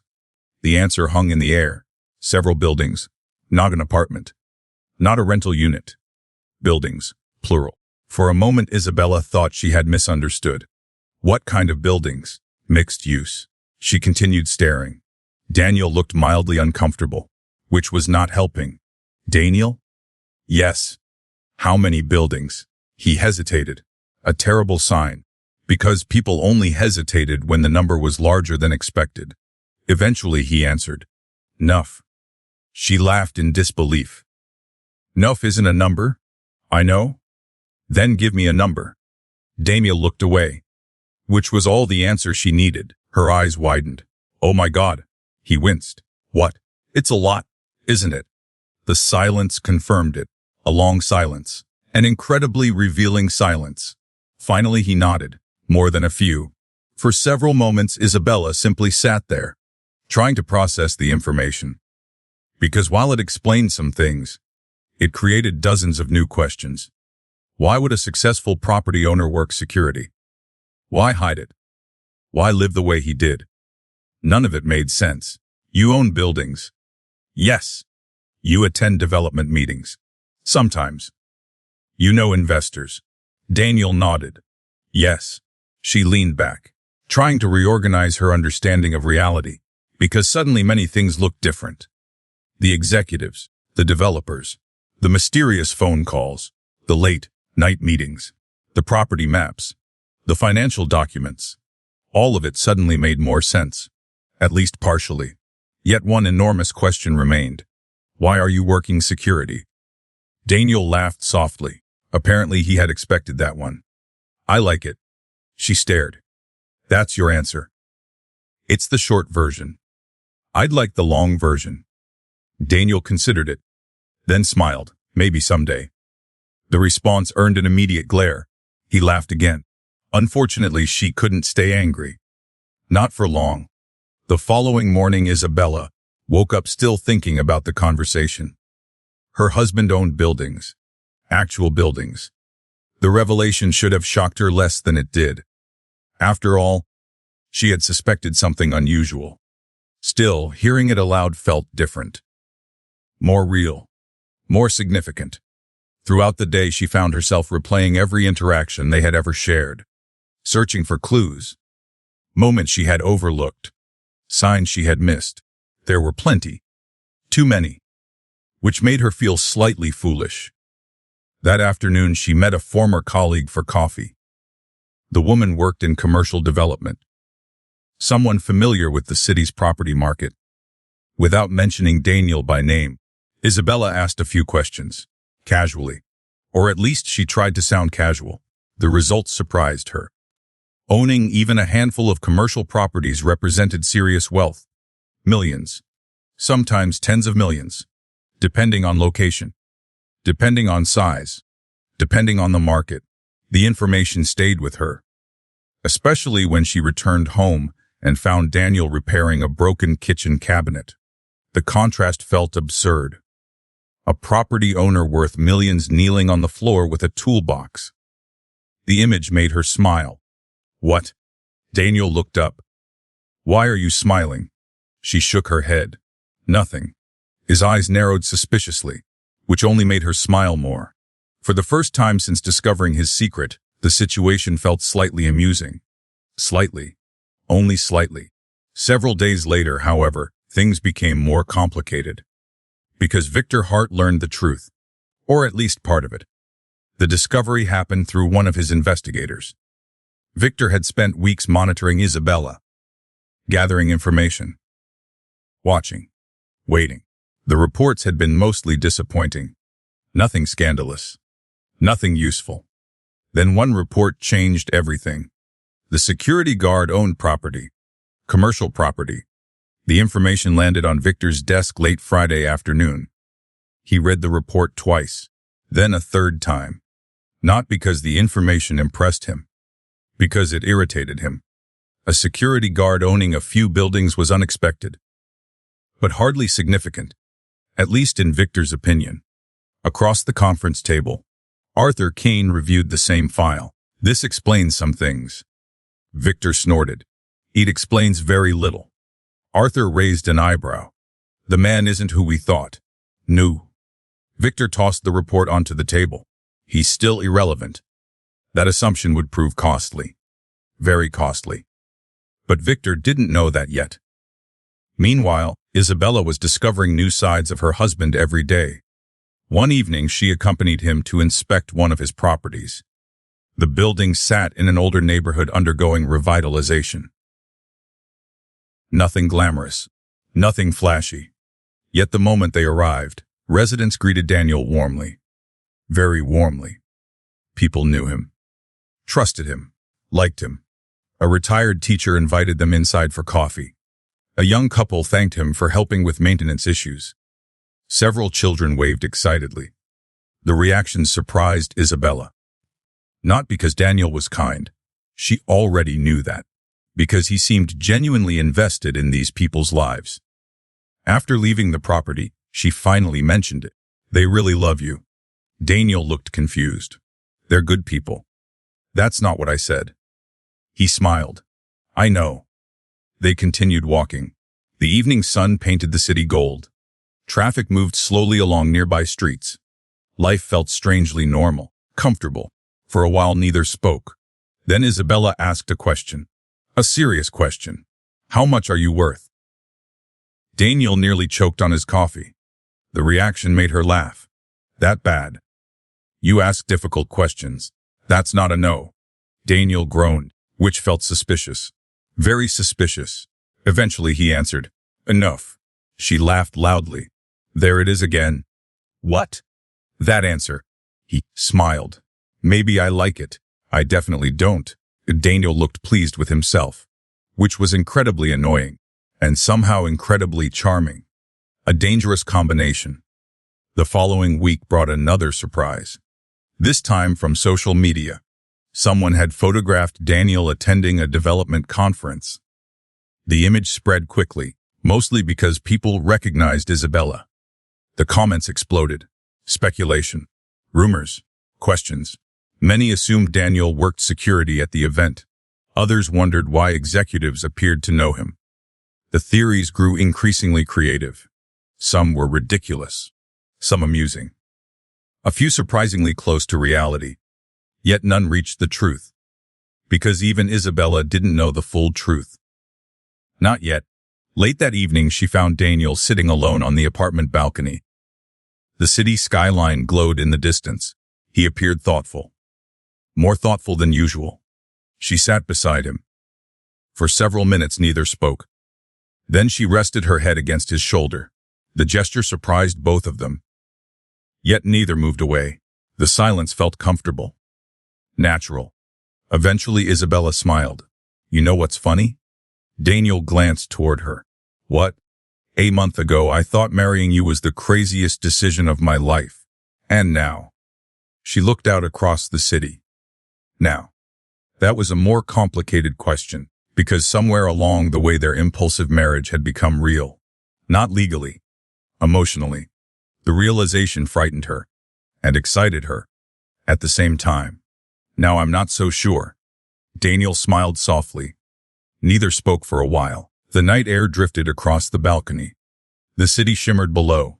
Everything felt peaceful. Until Daniel's phone rang. The moment he saw the screen, something changed. Not dramatically. Subtly, yet Isabella noticed. His expression sharpened. Focused. Serious. Daniel answered immediately. Yes. Silence. He listened, then stood. What happened? More silence, longer this time. Finally he spoke. I'm on my way. The call ended. Immediately, Daniel looked toward the skyline. Thinking. Calculating. For the first time in weeks Isabella felt the mystery return. Stronger than before. What is it? Daniel hesitated. A bad sign. Then he gave an answer that made her stomach tighten. There's a problem. What kind of problem? His eyes moved toward the distant towers dominating the financial district. The same district where she had followed him weeks earlier. The same district filled with secrets. The same district connected to whatever life he was still hiding. Daniel grabbed his jacket. And for one brief moment, Isabella had the strange feeling she wasn't looking at a security guard. Or even a property owner. She was looking at something much bigger. Something far more powerful. And whatever problem had just occurred in Duffin, it was important enough to pull him back into that hidden world. The moment Daniel left the apartment, Isabella knew something was different. Not because of what he said, because of how he said it. She had never seen him move that quickly. Never seen him look that focused. Never seen that particular expression in his eyes. It wasn't panic. It wasn't fear. It was responsibility. The look of someone carrying weight. Real weight. The kind that affected other people's lives. Daniel kissed her forehead before leaving. I'll be back later. What happened? I'll explain when I can. Not exactly an answer, but more than she usually received. Then he was gone. The apartment felt strangely empty after that. Isabella stood near the balcony window for several minutes, watching the city, thinking, wondering. A month ago she thought she understood her life. Now she wasn't sure she understood any part of it, especially her husband. The next morning Daniel still hadn't returned. Not because he stayed away all night, because he arrived shortly before sunrise, exhausted, his jacket draped over one shoulder, tie slightly loose. Wait, tie. Isabella frowned. Daniel rarely wore ties. In fact, she wasn't even aware he owned many. He noticed her looking. Immediately. What? Nothing. His eyes narrowed. That's usually a lie, she pointed. The tie. Daniel glanced down, then laughed softly. Oh! I had meetings. Meetings? Another vague answer. Another partial truth. Yet something about his exhaustion convinced her not to push. At least not immediately. Instead, she made coffee, and for a few minutes they sat together in the kitchen. Quietly. Comfortably. Like a real married couple. The thought made her smile. Daniel noticed. What? Nothing. Now it was her turn. He laughed. Fair enough. Several miles away, Victor Hart was having a very different morning. The chairman of Hart Development sat inside his executive office reviewing reports. Most of them irritated him. The company was performing well. Profits remained strong. Projects moved forward. Yet he felt increasingly distracted. Increasingly frustrated. Because Isabella refused to break. Every strategy had failed. Public pressure. Financial pressure. Social pressure. Nothing worked. Worse, she appeared happy. That fact bothered him more than anything. A knock interrupted his thoughts. Arthur Kane entered carrying a folder. Victor immediately noticed the expression on his face. The look meant information. Interesting information. What is it? Arthur sat down. The security guard. Victor sighed. Immediately annoyed. What about him? Arthur opened the folder. He's more connected than we thought. Victor frowned. I already know he owns property. This goes beyond property. That got Victor's attention. Arthur slid several pages across the desk. Investments, partnerships, holding companies, property acquisitions. The documents painted a surprising picture. Not an extraordinary picture, but a surprising one. Daniel Reyes controlled more assets than originally believed. Considerably more. Victor studied the reports, then leaned back. Interesting. Arthur nodded. He isn't wealthy by our standards. The statement was technically true. At least based on the information they possessed. But he's significantly more successful than we assumed. Victor's eyes narrowed. For several moments he remained silent, thinking, calculating. Then a slow smile appeared. A dangerous smile. Arthur recognized it immediately. You have an idea. Victor nodded. If he wants to play in business. The smile widened. Then we'll treat him like a competitor. Arthur considered that. Not because he objected. Because he understood the implications. Hart Developments was enormous. Daniel's holdings, while impressive, appeared much smaller. The outcome seemed obvious. Or so they thought. Meanwhile, Daniel spent the next several days unusually busy. Phone calls, meetings, site visits, conversations conducted behind closed doors. The pattern continued long enough for Isabella to notice. One evening, she finally confronted him. Again. The list of things she had confronted him about was becoming extensive. You're distracted. Daniel looked up from his laptop. What? You're distracted. He considered the accusation. Then nodded. A little? The admission surprised her. Usually he avoided these conversations. What happened? Daniel closed the laptop. For several moments he seemed to weigh his response. Then he answered. Some people are making things difficult. The explanation felt unusually direct. Business. Daniel nodded. Business. She sat beside him. Can I help? A faint smile appeared. You already do. The answer warmed her more than she expected. Yet it didn't solve the problem. Whatever was happening clearly mattered. The question was how much. 3 days later she found out. At least partially. The discovery happened by accident. A former colleague called. Someone still connected to the development industry. The conversation began normally. Then shifted. Have you heard? Heard what? There are rumors. Isabella immediately disliked where this was going. What rumors? Somebody is targeting smaller developers. Her stomach tightened. The timing felt suspicious. Targeting how? Financing problems. The woman lowered her voice. Permit delays. More concern. Contractor issues. Even more concern. The pattern sounded familiar. Dangerously familiar. Because Hart Developments had used similar tactics before. Not illegally. Rarely. But effectively. The woman continued. Whoever is doing it has serious influence. After the call ended, Isabella sat quietly, thinking, connecting pieces, and increasingly disliking the picture forming in her mind. That evening she asked Daniel directly, "Is my father involved?" Daniel looked at her, a long look. Then, he answered, "Probably." The honesty startled her. No deflection. No vague explanation. Just truth. The simple answer somehow made everything worse. Because if Victor Hart had decided to target Daniel, things could become ugly. Very ugly. The following week proved exactly that. One of Daniel's projects encountered unexpected permit issues. Another lost a major contractor. A third faced financing complications. Individually, the problems seemed random. Together, they looked coordinated. Deliberately coordinated. Isabella recognized the strategy immediately. She had watched her father use it before. Not often, but enough. The goal wasn't destruction. Not initially. The goal was pressure. Pressure designed to force concessions. Pressure designed to create weakness. Pressure designed to establish control. The realization infuriated her. Because Victor wasn't simply attacking a business. He was attacking her husband. That changed everything. The next time Victor called, she answered. Not because she wanted to, because she was angry. Very angry. Isabella. His voice sounded calm, controlled. The same voice he used during negotiations. "I know what you're doing." Silence. Then, "Do you leave Daniel alone?" A pause followed, long enough to confirm her suspicions. Finally, Victor spoke. Daniel chose his path. The answer told her everything.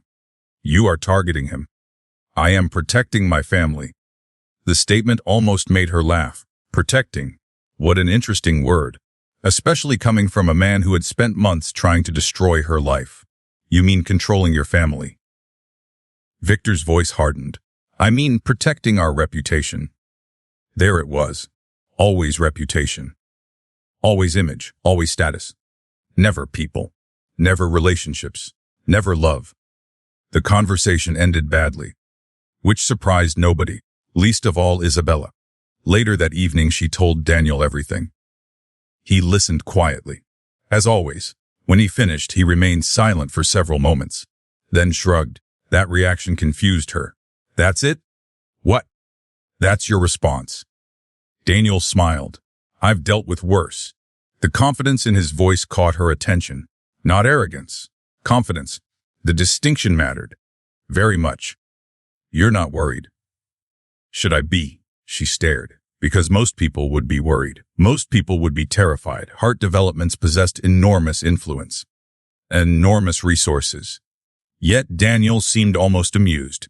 The reaction made no sense. Unless he knew something she didn't. The possibility lingered. Days passed. The attacks continued. Yet something strange happened. They didn't work. Not really. Projects continued moving forward. Financing reappeared. Permits were approved. New contractors emerged. Every obstacle somehow disappeared. Again and again. Victor would create pressure. Daniel would quietly solve it. The pattern repeated so often that people within the industry began noticing and talking. One executive described it as watching someone punch water. The pressure landed, then vanished, leaving nothing behind. The comparison felt accurate. The more Victor pushed, the less effective his efforts became. The situation frustrated him enormously. Inside the Hart Developments boardroom, tempers grew shorter. Meetings became tense. Questions multiplied. Arthur noticed it first. Victor was losing patience. A dangerous development, especially when combined with pride. "We need better information." Arthur said during one meeting. Victor frowned. About what, Daniel? The room fell quiet. Arthur continued. We still don't know enough. Victor disliked the implication, mostly because it was true. Despite weeks of investigation, large portions of Daniel's business activities remained unclear. Ownership structures, partnerships, investments. Everything seemed unusually difficult to trace. The complexity bothered Arthur. It should have bothered Victor too. Instead, it irritated him. And irritation often led to mistakes. Across the city, Daniel sat in a conference room overlooking the skyline. Several executives occupied seats around the table. The atmosphere felt serious, yet not panicked. One of the men reviewed recent developments. Pressure continues. Daniel nodded. Expected. Another executive spoke. Would you like us to respond? The room became quiet. Everyone watching him, waiting. The question revealed something important. Daniel wasn't merely participating. He was leading. Though Isabella still didn't know that. Not yet. Daniel considered the options, then shook his head. No. The executives exchanged glances. Daniel leaned back slightly. Let them continue. A one man looked surprised. You're certain? A faint smile appeared. Very. The smile unsettled several people, because they recognized it. It usually meant Daniel already saw several moves ahead. Several levels ahead. The meeting continued. Strategies discussed. Contingencies reviewed. Plans adjusted. Yet throughout it all, Daniel remained calm, almost relaxed, as though the outcome had already been decided. That night, Isabella found him standing on the apartment balcony. The city lights reflected across the glass towers beyond. He looked thoughtful. She joined him, without speaking. For a while they simply stood together, watching the skyline. Eventually she broke the silence. I'm sorry. Daniel looked over. For what? My father. A small smile appeared. You aren't responsible for him. I know. Then stop carrying it. Simple words. Yet somehow exactly what she needed. The wind drifted across the balcony. Cool. Comfortable? Peaceful. For several moments neither spoke. Then Daniel glanced toward one of the tallest towers in the city. A building glowing against the night sky. His expression changed slightly. Only slightly, but Isabella noticed.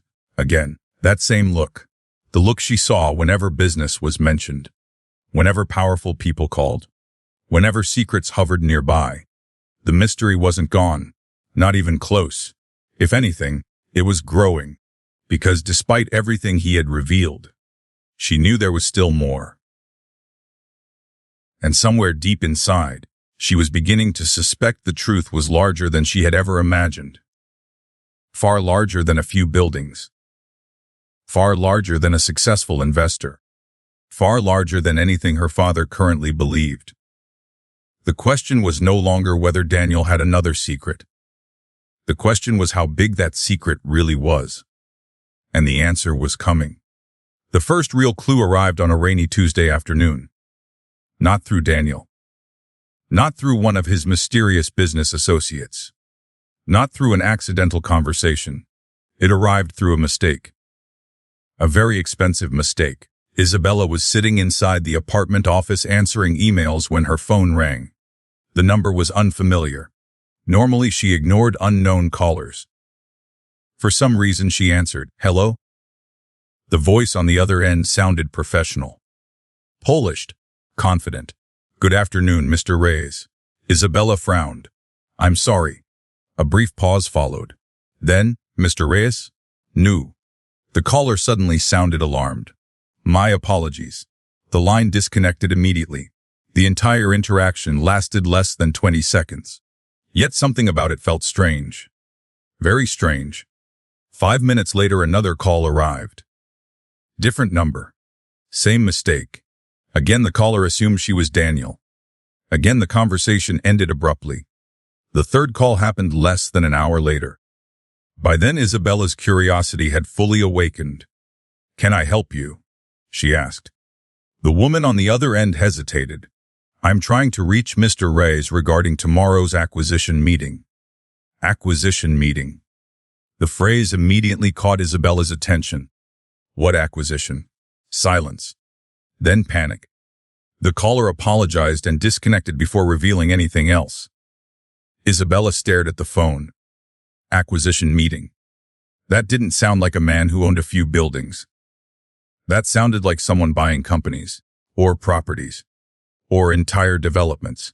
The thought stayed with her. Growing. Expanding. Refusing to disappear. That evening Daniel returned home unusually late. Again. The pattern had become common recently. He entered the apartment carrying a leather folder, removed his jacket, and immediately noticed her expression. What happened? Isabella pointed toward the dining table. Sit. Daniel froze. Immediately suspicious. That sounds dangerous. It is. He sat down slowly, watching her carefully. Should I be worried? Probably. Daniel sighed. The sigh of a man who already suspected what was coming. She crossed her arms. I received 3 phone calls today. His expression changed, just slightly. Enough. What kind of phone calls? The kind where people think I'm you. Daniel closed his eyes briefly. That reaction told her everything. What acquisition meeting? The silence that followed lasted several seconds. Several revealing seconds. Finally, Daniel opened his eyes. We're discussing business. What? He immediately realized his mistake. Too late. Isabella leaned forward. What? Daniel rubbed his forehead, apparently reconsidering every decision that had led to this moment. You really aren't going to let this go? Nope. Fair. The answer surprised her. Normally he would deflect, avoid, redirect. Not tonight. Tonight he looked tired, almost resigned, as though the secret was becoming too large to contain. Daniel. He looked up. What exactly do you own? The question lingered. Heavy. Important. For the first time since they met, Daniel appeared genuinely uncomfortable. Not nervous, not embarrassed. Uncomfortable. Eventually he answered. More than I originally told you. She laughed. No kidding. A faint smile touched his face. Then disappeared. The seriousness returned. Quite a bit more. The answer sent a chill down her spine. Because suddenly she wasn't thinking about buildings anymore. She was thinking about scale. Real scale. The kind powerful people hide. The kind that changes lives. The next morning Isabella decided she needed answers. Real answers. Not guesses. Not vague explanations. Answers. Fortunately, she knew where to start. Her former colleagues. The development industry loved gossip. Especially wealthy gossip. By lunchtime she had arranged coffee with someone she trusted. A senior analyst, brilliant. Connected. The type of person who always knew what was happening before everyone else. The conversation began normally. Then Isabella casually mentioned several company names she had discovered among Daniel's documents. The reaction was immediate. The analyst nearly spilled her coffee. Why are you asking about those? Isabella tried to remain calm. No reason. The woman stared. That's definitely a reason. Isabella smiled innocently. The analyst wasn't convinced. Not even slightly. What do you know about them? Isabella asked. The woman leaned forward. Depends which one. She named the first company. The analyst's eyebrows rose. The second. More surprise. The third. Complete confusion. Finally, the analyst sat back. What is going on? What do you mean? Those companies aren't related. The statement caught Isabella off guard. They aren't? The analyst shook her head. Different industries. Interesting. What industries? The answer made Isabella's heart begin beating faster. Commercial real estate, residential housing, property management, urban redevelopment, hospitality, logistics, infrastructure. The list kept growing. Each company operated in a different sector, yet all possessed one thing in common: influence. Money, significant money. The analyst continued speaking, but Isabella barely heard the rest. Because a frightening possibility had just occurred. What if Daniel didn't own a few buildings? What if he owned pieces of dozens? The thought followed her home, and refused to leave. 3 days later everything escalated. A newspaper article appeared online. Most readers ignored it. Industry professionals did not. The article discussed a major property acquisition, one of the largest in recent years. Several $billion. The buying entity remained anonymous, hidden behind investment groups and trusts. Nothing unusual there, except for one detail, a company name, one Isabella recognized from Daniel's office. Her stomach dropped.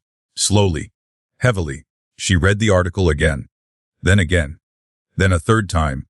Each reading produced the same conclusion. Daniel was somehow connected. The only question was how connected. That evening she waited, patiently. For once, Daniel arrived shortly after sunset. The moment he entered, she handed him the article. He looked down, then sighed. A very long sigh, the kind produced by a man watching secrets collapse. You saw this? Less, another sigh. Okay. That was his response. Isabella stared. Okay? Daniel nodded slowly. I suppose we're having this conversation. The statement immediately caught her attention. Not if? Not maybe. We're having this conversation. Finally. At last. Daniel walked toward the balcony she followed. The city skyline glowed beneath the evening sky. Beautiful, massive, endless. Daniel stood quietly for several moments, then spoke. When I was younger, I bought my first property. Isabella remained silent, listening. It wasn't much. A faint smile appeared. A terrible building in a terrible neighborhood. The smile faded. But I believed in the area. He looked toward the city. So I bought another. Then another. Then another. The story sounded simple. Too simple. Daniel continued. Over time things grew. How much? The question escaped before she could stop it. Daniel laughed softly. Straight to the important part. Daniel? He nodded. Fair enough. Then, he turned toward the skyline, toward the towers stretching across the horizon, and finally answered. I own interests in several hundred properties. The world seemed to stop. Several hundred. Not several. Not dozens. Several hundred. Isabella stared, certain she had misheard. What? Daniel remained calm, which somehow made the statement even more shocking. Several hundred. Her mind struggled to process the number, because numbers like that didn't belong to ordinary investors. They belonged to empires. Real estate empires. The realization hit hard. Very hard. Daniel? He looked almost apologetic. I know. No. She shook her head slowly. No, I don't think you do. Several hundred properties. The phrase repeated endlessly inside her mind, like an echo, like a warning, like the first glimpse of something enormous. Suddenly dozens of previous mysteries made sense. The executives, the lawyers, the investors, the meetings, the respect, all of it, every piece, every clue, every strange interaction. Yet one question still remained. The biggest question of all. How much are you worth? The words emerged quietly, almost afraid of the answer. Daniel looked away, toward the skyline, toward the city, toward something only he seemed capable of seeing. Then he answered. Enough. Isabella laughed. Actually laughed, partly because she was overwhelmed, partly because she wanted to throw something at him. Daniel. I know. Stop saying enough. He smiled. I like that answer. You won't when I push you off this balcony. That earned a genuine laugh. A warm laugh. The kind she had come to love. Love. The realization appeared unexpectedly. Sharp. Clear. Undeniable. She loved him. Somewhere between the courthouse, the late night conversations, the shared meals, the quiet support, the kindness, the loyalty. She had fallen in love with him. The knowledge should have frightened her. Instead it felt right. Completely right. Daniel noticed her expression soften. What? She shook her head. Nothing. For once she wasn't going to explain. Not yet. The moment belonged to her. The following week produced chaos. Because word began spreading through development circles. Rumors. Whispers. Speculation. Nobody knew the full truth. But people were beginning to suspect. The anonymous investor controlling major portions of the city wasn't as anonymous as before. and that made certain powerful people nervous, including Victor Hart. The latest investigative report landed on his desk Friday morning. Victor read the first page, then the second, then the third. His expression darkened.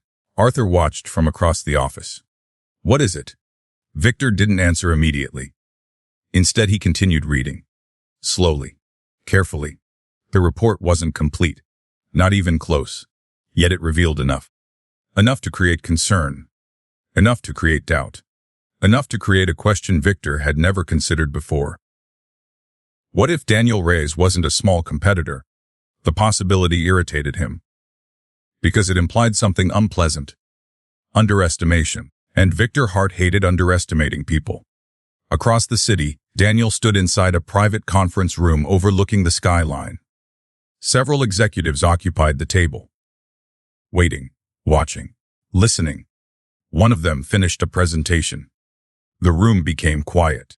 Daniel looked out through the glass windows at the city beyond his city, though very few people knew that. Not yet. The executive cleared his throat. "We're ready whenever you are." Daniel nodded, slowly, thoughtfully, then glanced toward a massive map covering one wall. The map contained hundreds of highlighted properties, residential developments, commercial districts, hotels, housing communities, industrial projects, entire neighborhoods, connected, intertwined, growing.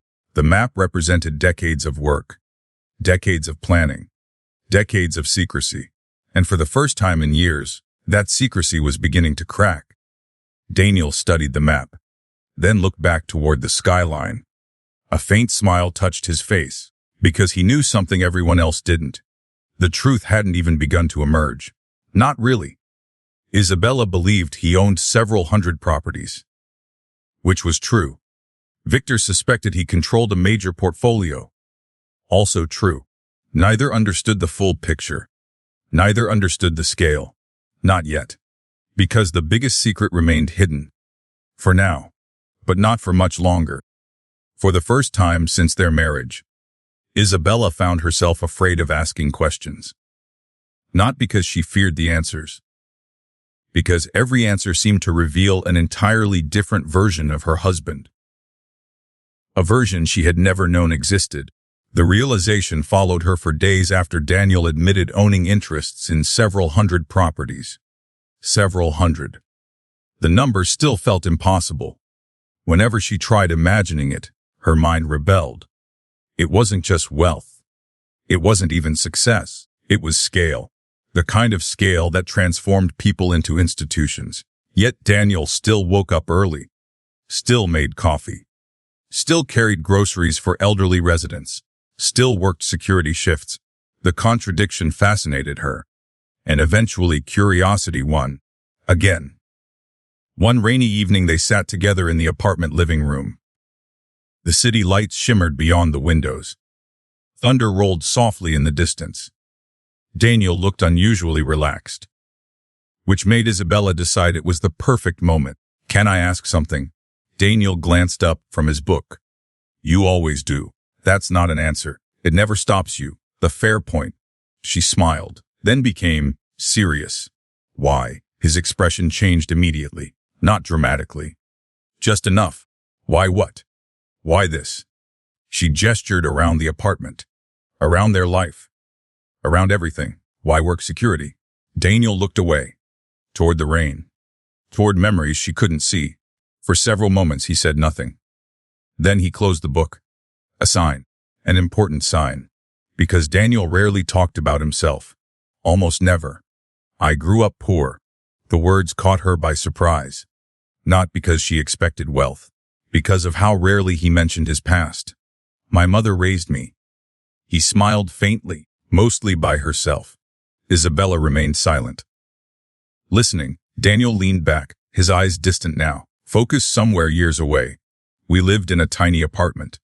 A small laugh escaped him. Calling it tiny might be generous. She smiled. Daniel continued.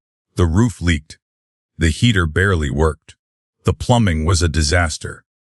The stories sounded ordinary, yet somehow emotional, because she could hear the affection beneath them. Not embarrassment. Not resentment.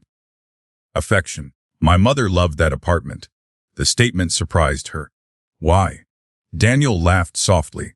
Because it was ours. The answer lingered. Simple. Powerful. Very Daniel. My father left when I was young. His tone remained calm. Matter of fact. As though discussing weather. Yet Isabella sensed old pain beneath the words. He never came back. I'm sorry. Daniel nodded. Me too. The honesty struck her. Because most people would have hidden behind pride.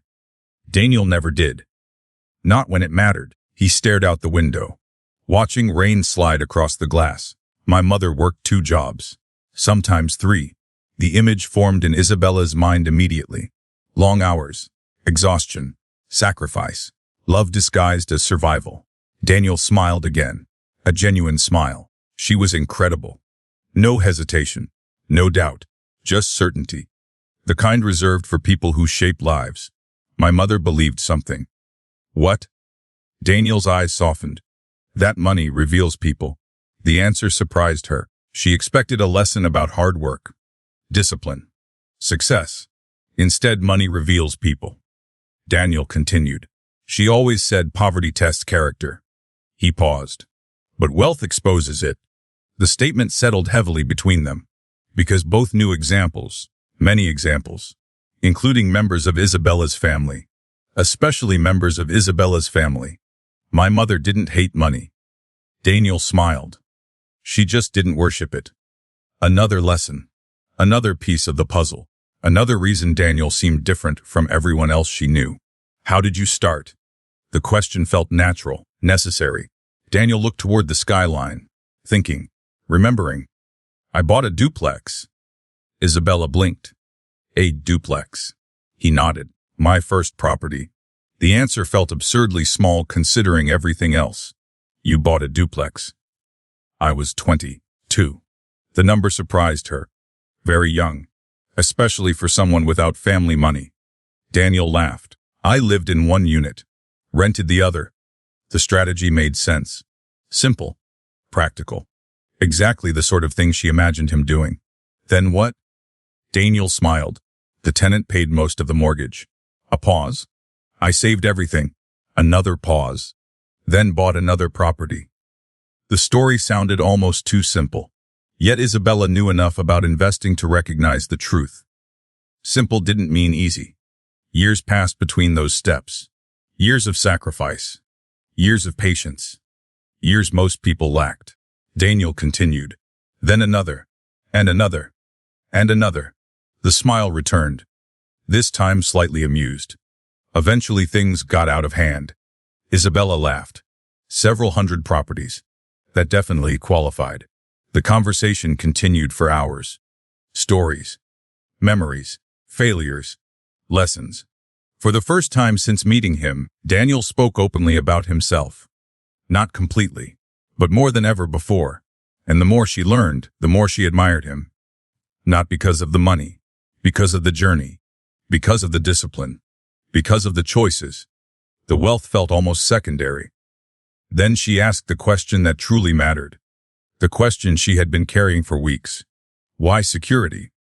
Daniel became quiet. Very quiet. The smile disappeared. Something more serious replaced it. For several moments only the rain spoke. Then Daniel finally answered, because I got tired. The response caught her off guard. Tired. He nodded. Tired of people. That answer surprised her even more. Daniel wasn't cynical. Wasn't bitter. Yet the words carried weight. Heavy weight. He stared toward the city. I stopped knowing who actually cared about me. The confession landed softly. Yet somehow hit harder than anything else. Every conversation became about money. Daniel's voice remained calm, controlled. But she heard the frustration, the loneliness, the disappointment. Every relationship felt transactional. The word echoed. Transactional. A perfect description. A painful description. People wanted access. He laughed softly. Or opportunities. Or investments. The laugh faded. Or introductions. Isabella suddenly understood. Not completely, but enough. enough to see the isolation hidden beneath success, enough to understand why wealth could become a prison. Daniel continued. I started wondering what would happen if nobody knew. The answer made her sit up slightly, because suddenly she saw it, the entire picture. Or at least part of it. You became a security guard. Daniel nodded. It seemed simple? Simple. The understatement made her laugh. A billionaire hiding as a security guard wasn't exactly simple. Daniel smiled. I wanted normal conversations. The words sounded almost sad. I wanted people to tell me the truth. Another pause. I wanted to know who actually liked me. The realization struck her deeply, because she knew exactly what he meant. Her family valued status, connections, influence, not people. Daniel had spent years escaping the same thing, just from the opposite direction. The irony wasn't lost on either of them. You know what's funny? Daniel asked. What? A genuine smile appeared.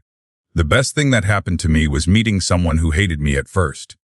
Isabella laughed. I did not hate you. You absolutely did. I did not. You thought I was judging you. The memory made her smile. Unfortunately, he wasn't entirely wrong. Daniel leaned back, comfortable again, relaxed. As strange as it sounds, the security job gave me something money couldn't. What? The answer came immediately. Perspective. No hesitation. No doubt. Perspective. The word felt perfectly chosen, because Daniel noticed things wealthy people often ignored. Ordinary struggles. Ordinary victories. Ordinary lives. He lived among them. Worked beside them. Listened to them.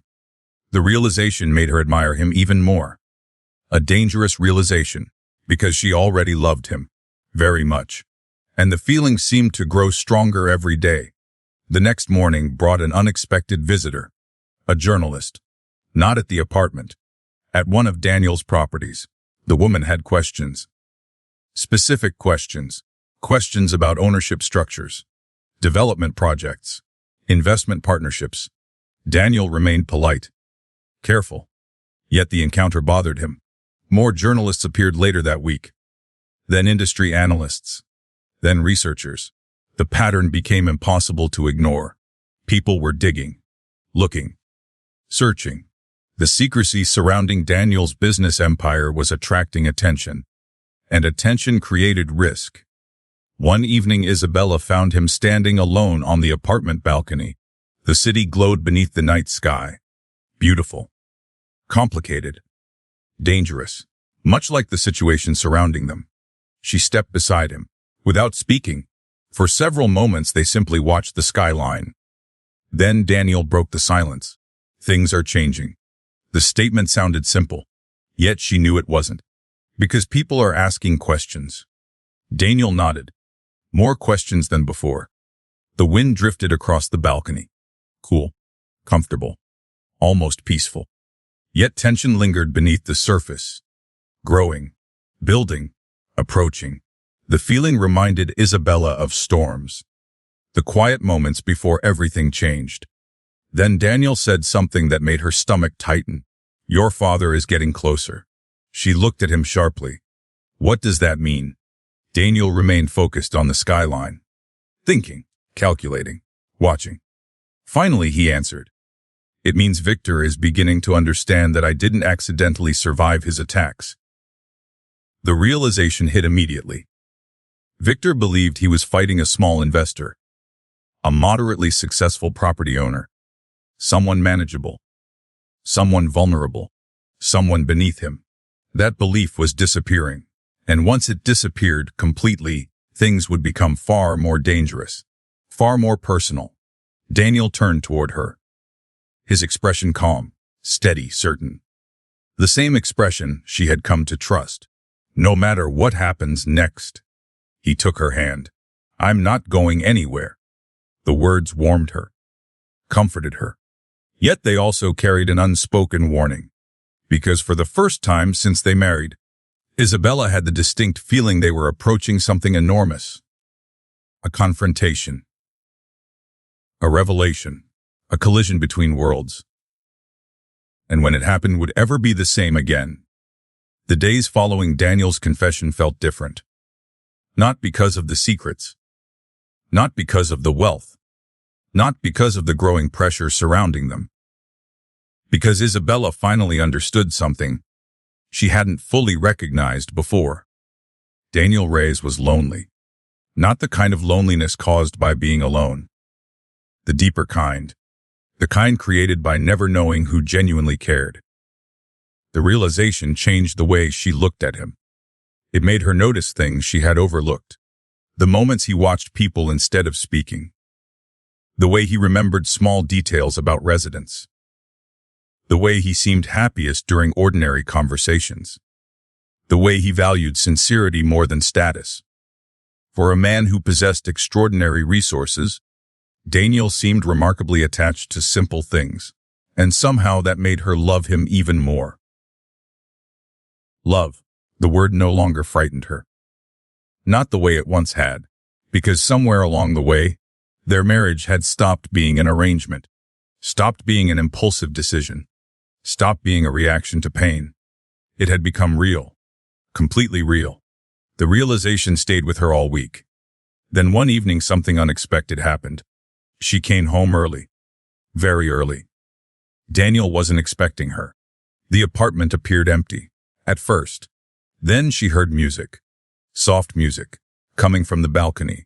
Curious, she followed the sound.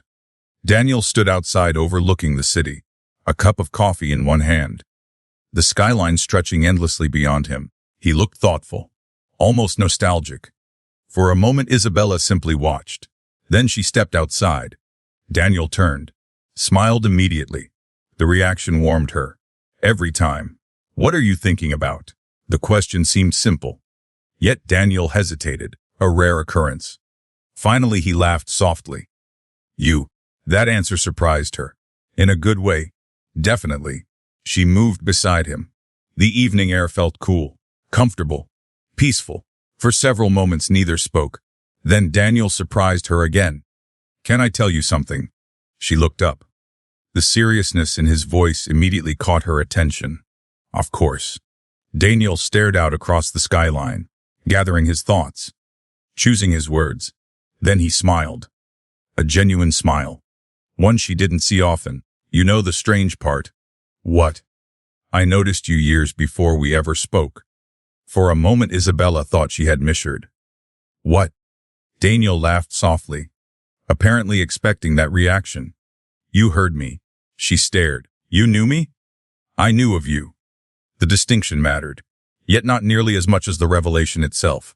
Her mind immediately raced backward. Years. How many years? When? How? Daniel answered before she could ask. The building. Realization dawned slowly. Their apartment building. Of course. Daniel had worked there far longer than she realized. Long before their friendship. Long before the marriage. Long before everything. You noticed me. The idea felt strangely surreal. Daniel nodded. I did. Why? The question escaped before she could stop it. Daniel's smile widened slightly. As strange as this sounds, he looked toward her. Because you were kind.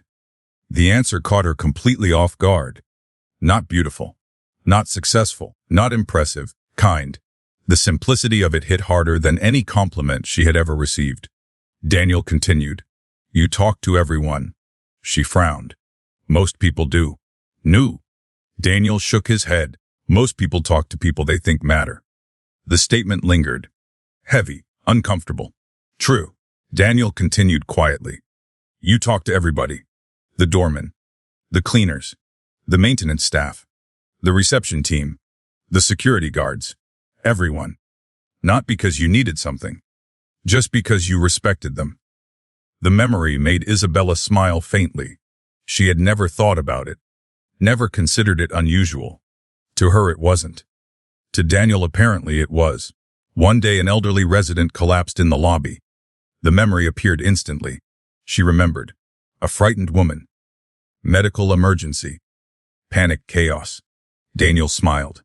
You stayed until the ambulance arrived. It wasn't a big deal. His expression softened. It was to her. The answer silenced her. because suddenly she saw the event through different eyes. Not as something dramatic, as something meaningful. Daniel continued. There were dozens of moments like that. His voice remained calm, steady, yet she could hear emotion beneath it. Real emotion. The single mother whose rent assistance application got denied. Isabella remembered. The veteran who couldn't carry groceries. She remembered that too. The teenager applying for college scholarships. Another memory. Another face. Another small moment. Daniel smiled. You helped all of them. The realization made her uncomfortable. Not because she regretted it. Because she never considered those actions special. Daniel apparently did. The silence that followed felt different. More intimate. More personal. Finally Isabella spoke. You were watching me. Daniel laughed immediately. That sounds much worse than it actually was. She laughed too. Mostly because it did. Very much so. Daniel shook his head. You worked in the building. So did you. A fair point. The conversation continued, slowly, naturally, comfortably, like so many of their conversations. Then Isabella asked the question she already suspected the answer to. When did you start liking me? Daniel groaned. A sure sign she had found a good question. Oh no. Oh yes. He covered his face briefly, which only made her smile. Daniel. I don't want to answer. That means the answer is interesting. His sigh confirmed it. Several moments passed. Then he surrendered. Probably before the gala. The words hit her harder than expected. Before the gala. Before her family disowned her. Before the marriage. Before everything. Daniel noticed her surprise. You seem shocked. I am. His smile softened. Why? She looked away. Toward the city. Toward the lights stretching endlessly beyond the balcony. Because the answer felt vulnerable. Dangerously vulnerable. Because nobody chooses me first. The words emerged quietly. Almost accidentally. Yet the moment they appeared, she knew they were true. Painfully true. Daniel's expression changed immediately. The humor disappeared. Something deeper replaced it. He stepped closer. Not dramatically. Just enough. Then he answered. I did. The words struck directly at every insecurity she carried. Every childhood comparison. Every family rejection. Every moment she had spent feeling second best. Daniel continued.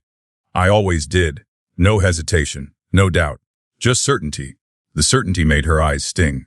Unexpectedly. Dangerously. Because she believed him. Completely. For several moments neither spoke. The city disappeared. The skyline disappeared. Everything disappeared. Leaving only the two of them. Then Daniel smiled softly. You know what my biggest mistake was? She laughed weakly. What? Not talking to you sooner.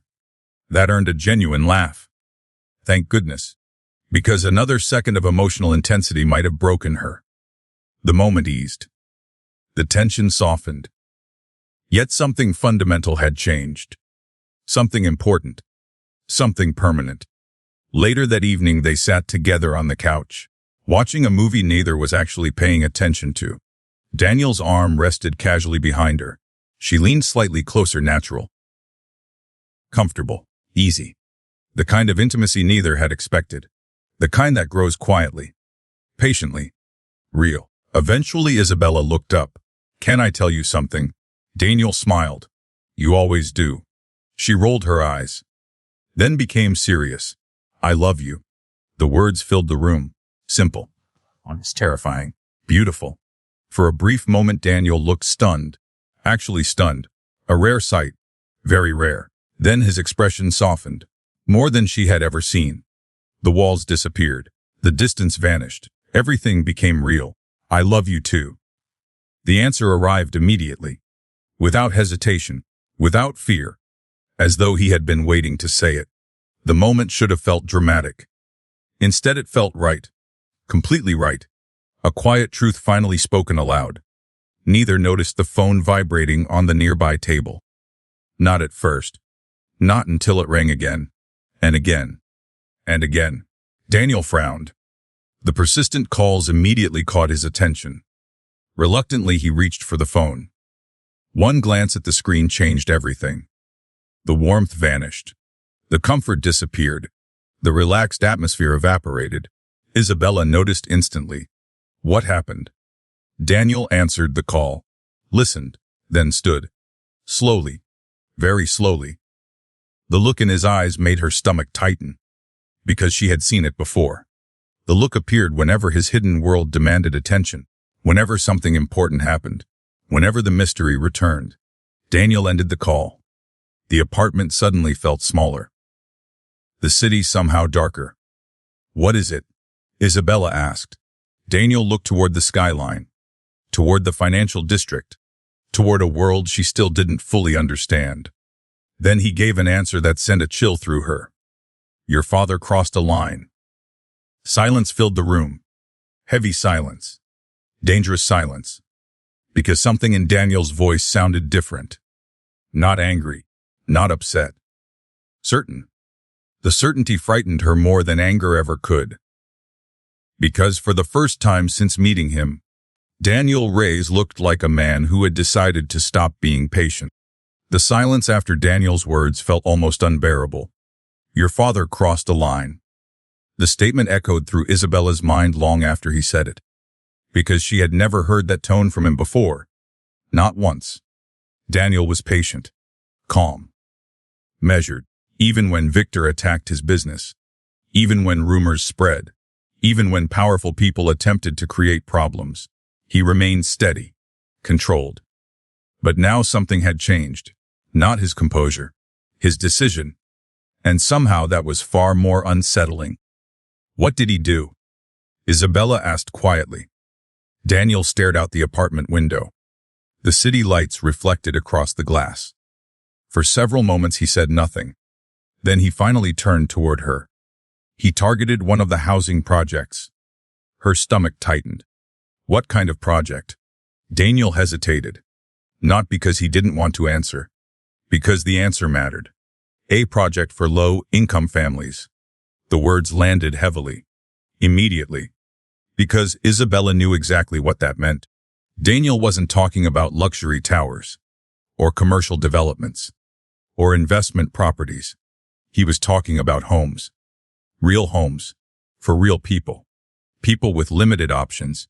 People who couldn't simply move somewhere else. The realization made her angry. Very angry. What happened? Daniel walked toward the dining table. Several folders sat waiting. Documents, reports, photographs. He opened one, then slid it across the table. Isabella looked down. Construction delays, permit challenges, financing complications, political pressure. The pattern felt familiar, painfully familiar, because she had seen similar strategies before. Heart developments rarely used them openly. But they existed. Always. Tools for creating leverage. Tools for forcing outcomes. Tools for winning, no matter who got hurt. Daniel watched her expression. You recognize it. It wasn't a question. She nodded slowly. Yes. The admission felt awful, because she knew exactly who was responsible. Victor. Arthur. Their allies. The same people who always prioritized power over people. For several moments silence filled the room. Then Daniel surprised her. Again. I'm not angry.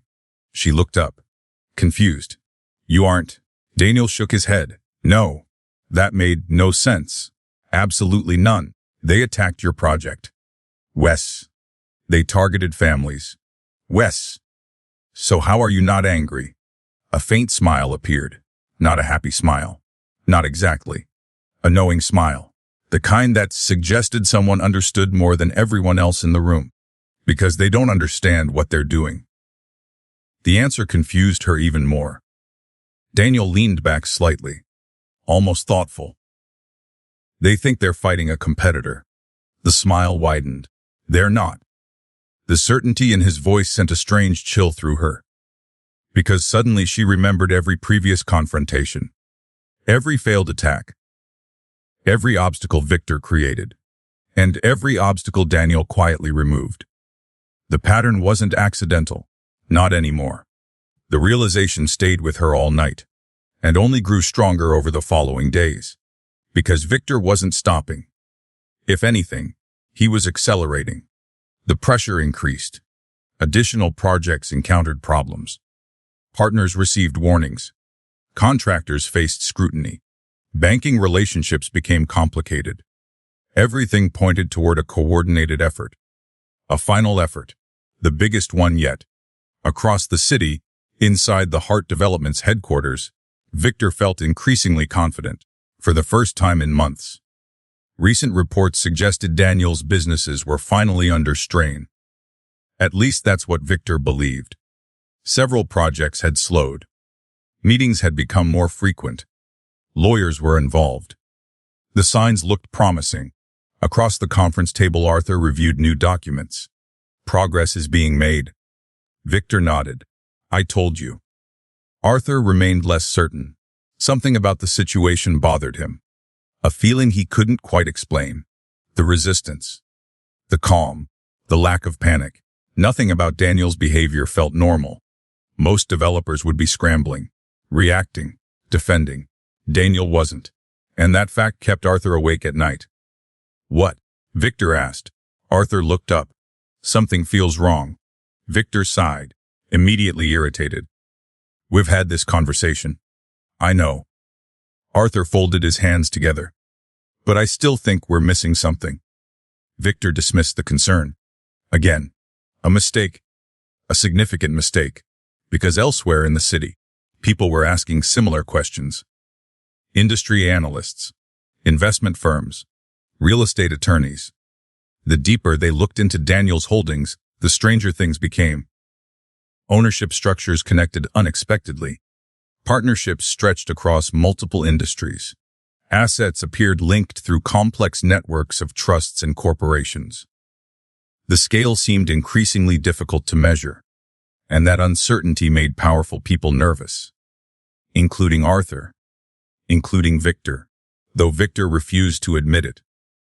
1 week later, Isabella accompanied Daniel to a meeting. Not because he invited her. Because he finally stopped saying no. The location surprised her. A massive conference room occupying the top floor of a luxury office tower. Floor-to-ceiling windows. Panoramic city views. Enough space to host a small company. Executives filled the room. Dozens of them. Developers, investors, lawyers, financial advisors. People worth fortunes. The moment Daniel entered, everyone stood. Everyone.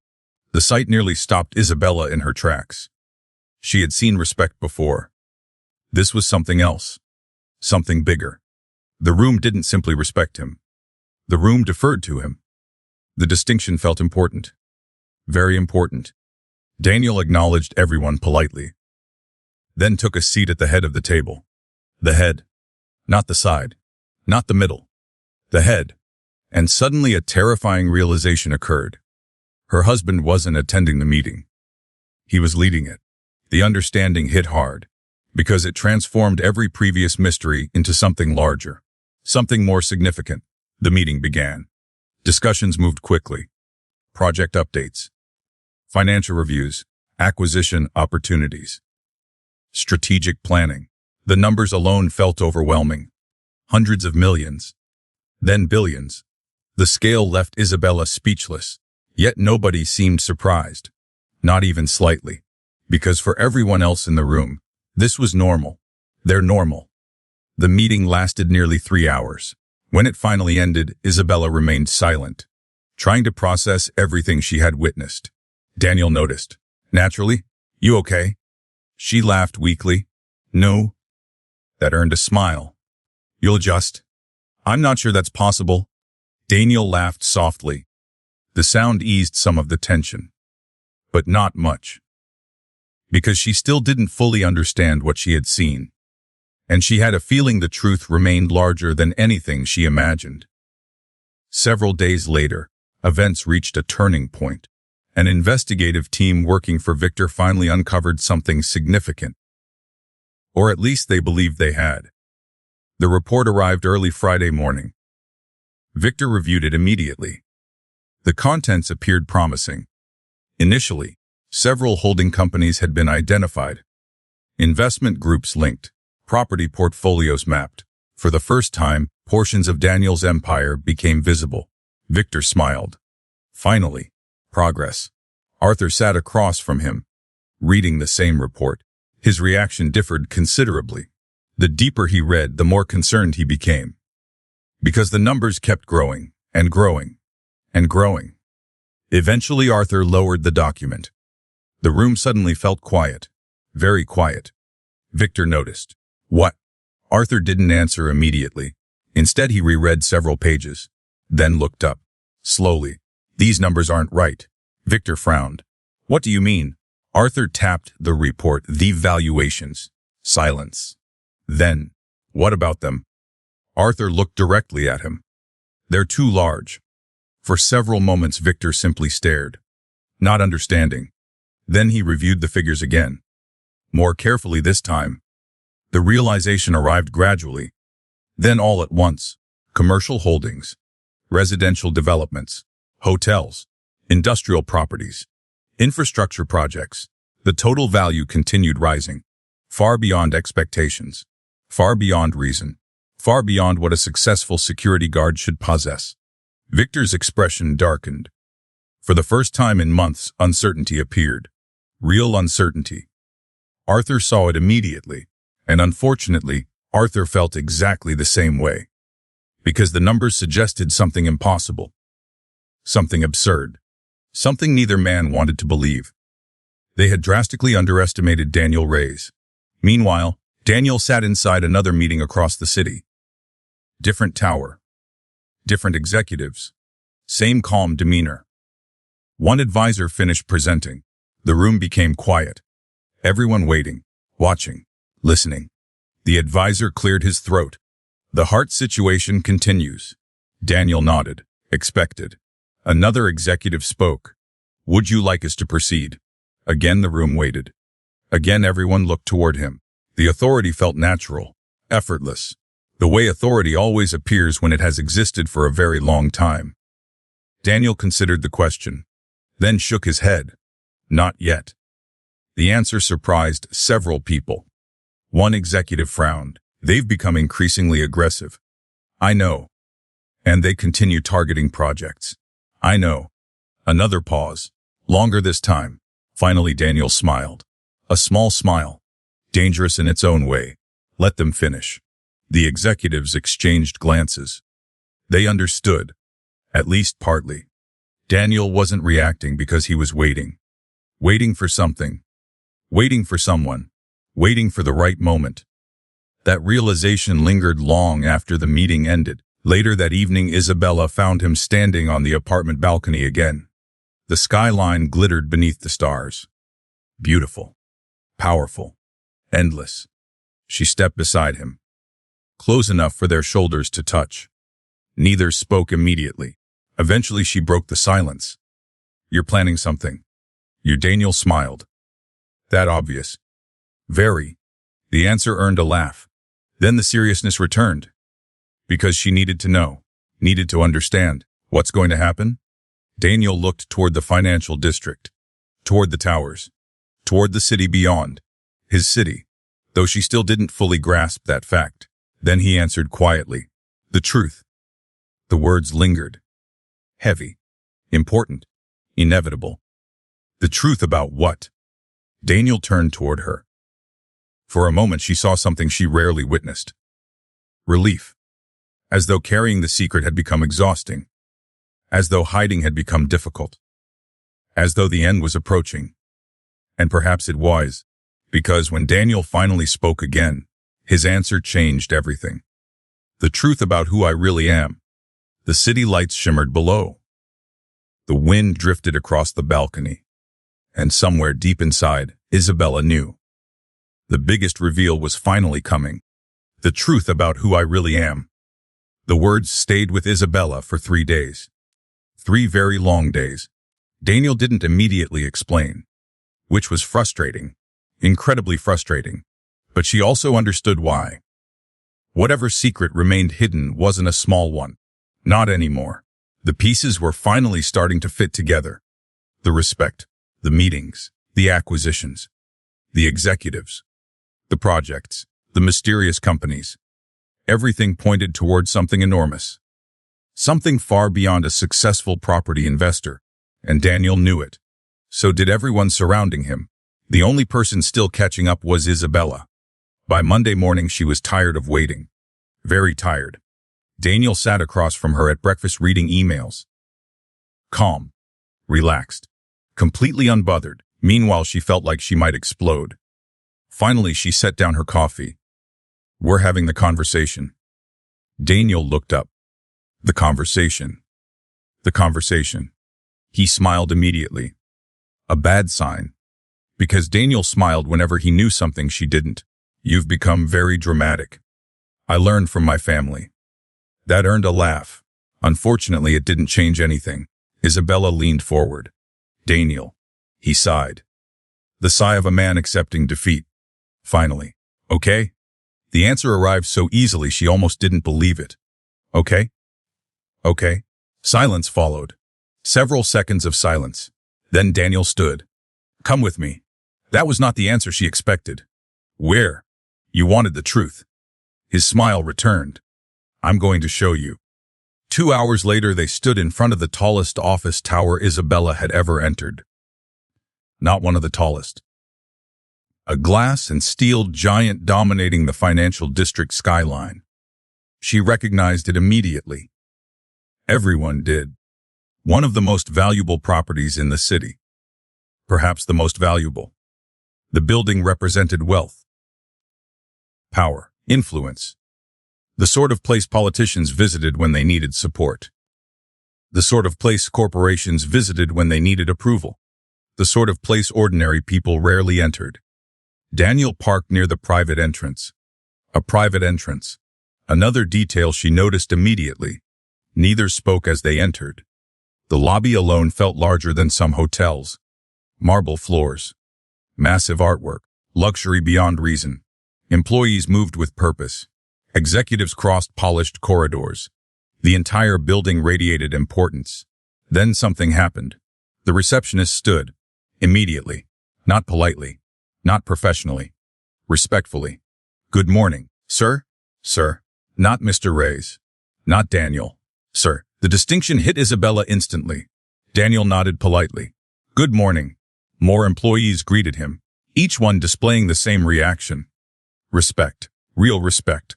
Not the kind given to a wealthy client. The kind given to a leader. A decision maker. Someone important. Very important. The elevator ride remained silent. Neither spoke. Neither needed to. The atmosphere said enough. The doors opened on the top floor, and Isabella stepped into another world. The office stretched across the entire level. Floor to ceiling glass surrounded every wall. The city unfolded beneath them in every direction. An ocean of buildings, roads, neighborhoods, possibilities. The view alone left her speechless. Then she noticed the office itself. The size, the design, the security, the people. Every detail suggested extraordinary power. Daniel walked calmly through the space, as though it belonged to him.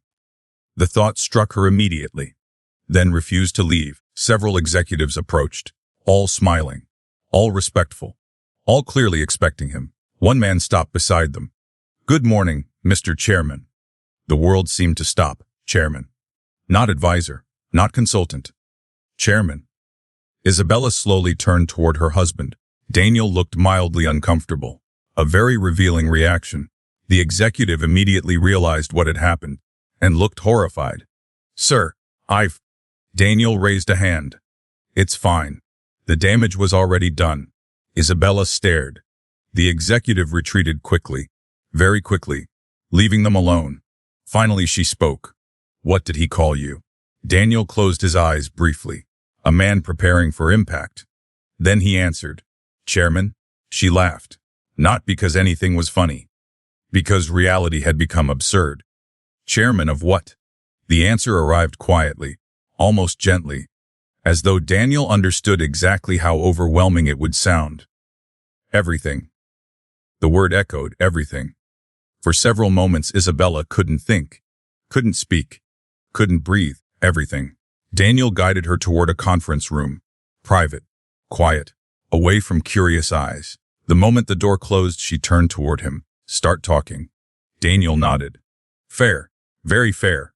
Then he began, not with companies, not with assets, not with money, with a story, a long story, the story of a young man buying a duplex, then another property, then another, then another. Years passed, opportunities emerged, mistakes happened, lessons accumulated, partnerships formed, businesses expanded.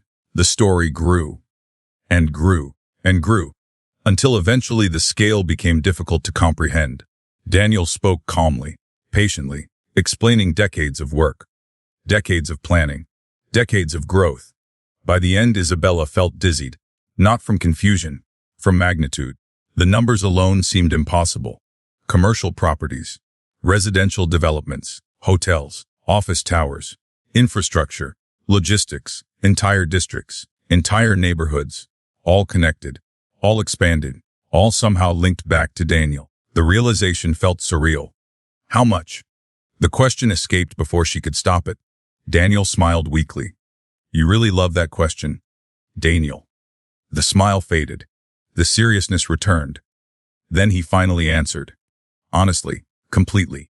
For the first time, the number left her speechless. Completely speechless. Because it exceeded every expectation, every assumption, every possibility, not slightly, dramatically. The scale surpassed Hart Developments, surpassed the Hart family fortune, surpassed nearly every private portfolio in the city. And suddenly everything made sense. Every mystery, every secret, every unexplained interaction, every executive standing when he entered a room, every person treating him like royalty. The truth wasn't that Daniel owned several hundred properties. The truth was that Daniel controlled a real estate empire. One so large it influenced the future of the entire city. For several minutes, Isabella simply sat there, trying to process reality. Eventually she looked up. You own all this? Daniel shook his head. The answer surprised her. No. What? Another smile appeared, a gentler one. I built all this. The distinction mattered, more than she expected, because suddenly she wasn't seeing wealth. She was seeing decades of effort, decades of sacrifice, decades of work. The realization filled her with pride. Unexpected pride, powerful pride, the kind people feel when witnessing something extraordinary. Then another realization arrived. Victor, her father, the man currently attacking Daniel. The man convinced he was fighting a smaller competitor. The man who believed he controlled the board. The thought almost made her laugh. Because Victor had no idea. Absolutely none. Daniel noticed the expression. What? My father is going to lose his mind. That earned genuine laughter. The first relaxed laughter of the day. Unfortunately, the prediction proved accurate. Later that week, the truth began spreading. Slowly at first. Then rapidly. Industry insiders, financial analysts, developers, investors, people talked, whispered, speculated. The rumors exploded. Because once one piece emerged, others followed, and the picture forming shocked everyone, including the Hart family, especially the Hart family. Victor received confirmation during an emergency board meeting. The report landed in front of him. Final, verified, undeniable. He read the first page, then the second, then the third, his face color across the table. Arthur remained silent. For once, because even Arthur seemed stunned. The room felt frozen. Several executives exchanged nervous glances. Nobody wanted to speak first. Finally, Victor lowered the report, slowly, carefully, as though sudden movements might somehow change reality. They made a mistake. No one answered. Because nobody believed that. Arthur broke the silence. The numbers are confirmed. Victor stared at him, then at the report, then back again. The truth remained unchanged. Daniel Reyes wasn't a small investor, wasn't a moderate competitor, wasn't even a major competitor. He was something else entirely. Something larger. Something Victor never imagined. The realization landed like a physical blow. Across the city, Isabella faced a different challenge. Reporters, journalists, media requests. The story had become public, and everyone wanted a statement. Everyone. For 2 days she ignored them. Then she made a decision. A very important decision. One final choice, not between wealth and poverty, not between families, between past and future. The press conference took place Friday afternoon. The room overflowed with reporters, cameras, industry analysts, business leaders. Everyone wanted answers. Everyone wanted drama. Everyone expected hesitation. Instead, Isabella walked directly to the podium, confident, certain. Questions immediately erupted, dozens at once. She raised a hand. The room quieted. Then she spoke. For the first time publicly, for the first time completely, my family spent years teaching me that success is measured by power. The room listened, carefully. They were wrong. Silence followed. Deep silence. Meaningful silence. Because everyone understood who she meant. Victor, Margaret, Vanessa, the Hart family. Isabella continued. Success is measured by character. Another pause then. And I chose the man who has more character than anyone I've ever known. The statement spread across the city within hours. Television, social media, news websites, everywhere. The message was clear, unmistakable, public. Isabella Hart had chosen Daniel Reyes. Not because of his wealth, not because of his empire, because of who he was. And for the first time in her life, she felt completely free. That evening she stood beside Daniel on the balcony.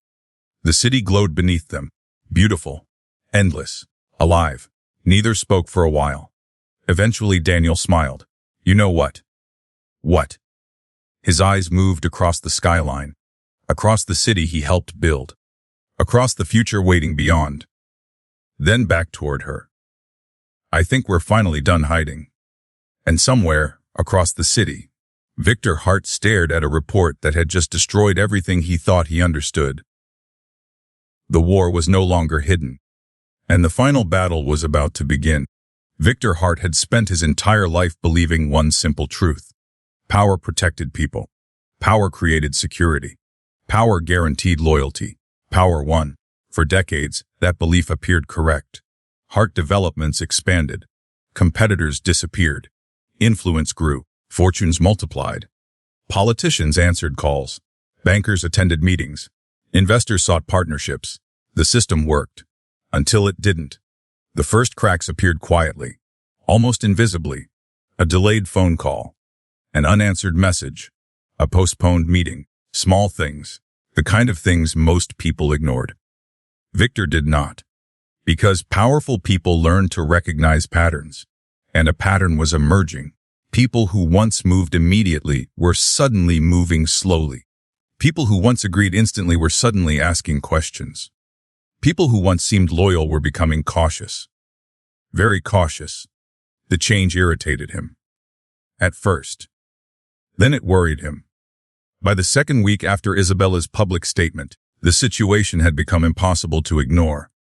Victor sat inside his executive office reviewing reports. The numbers remained strong. Profits remained stable. Projects remained active.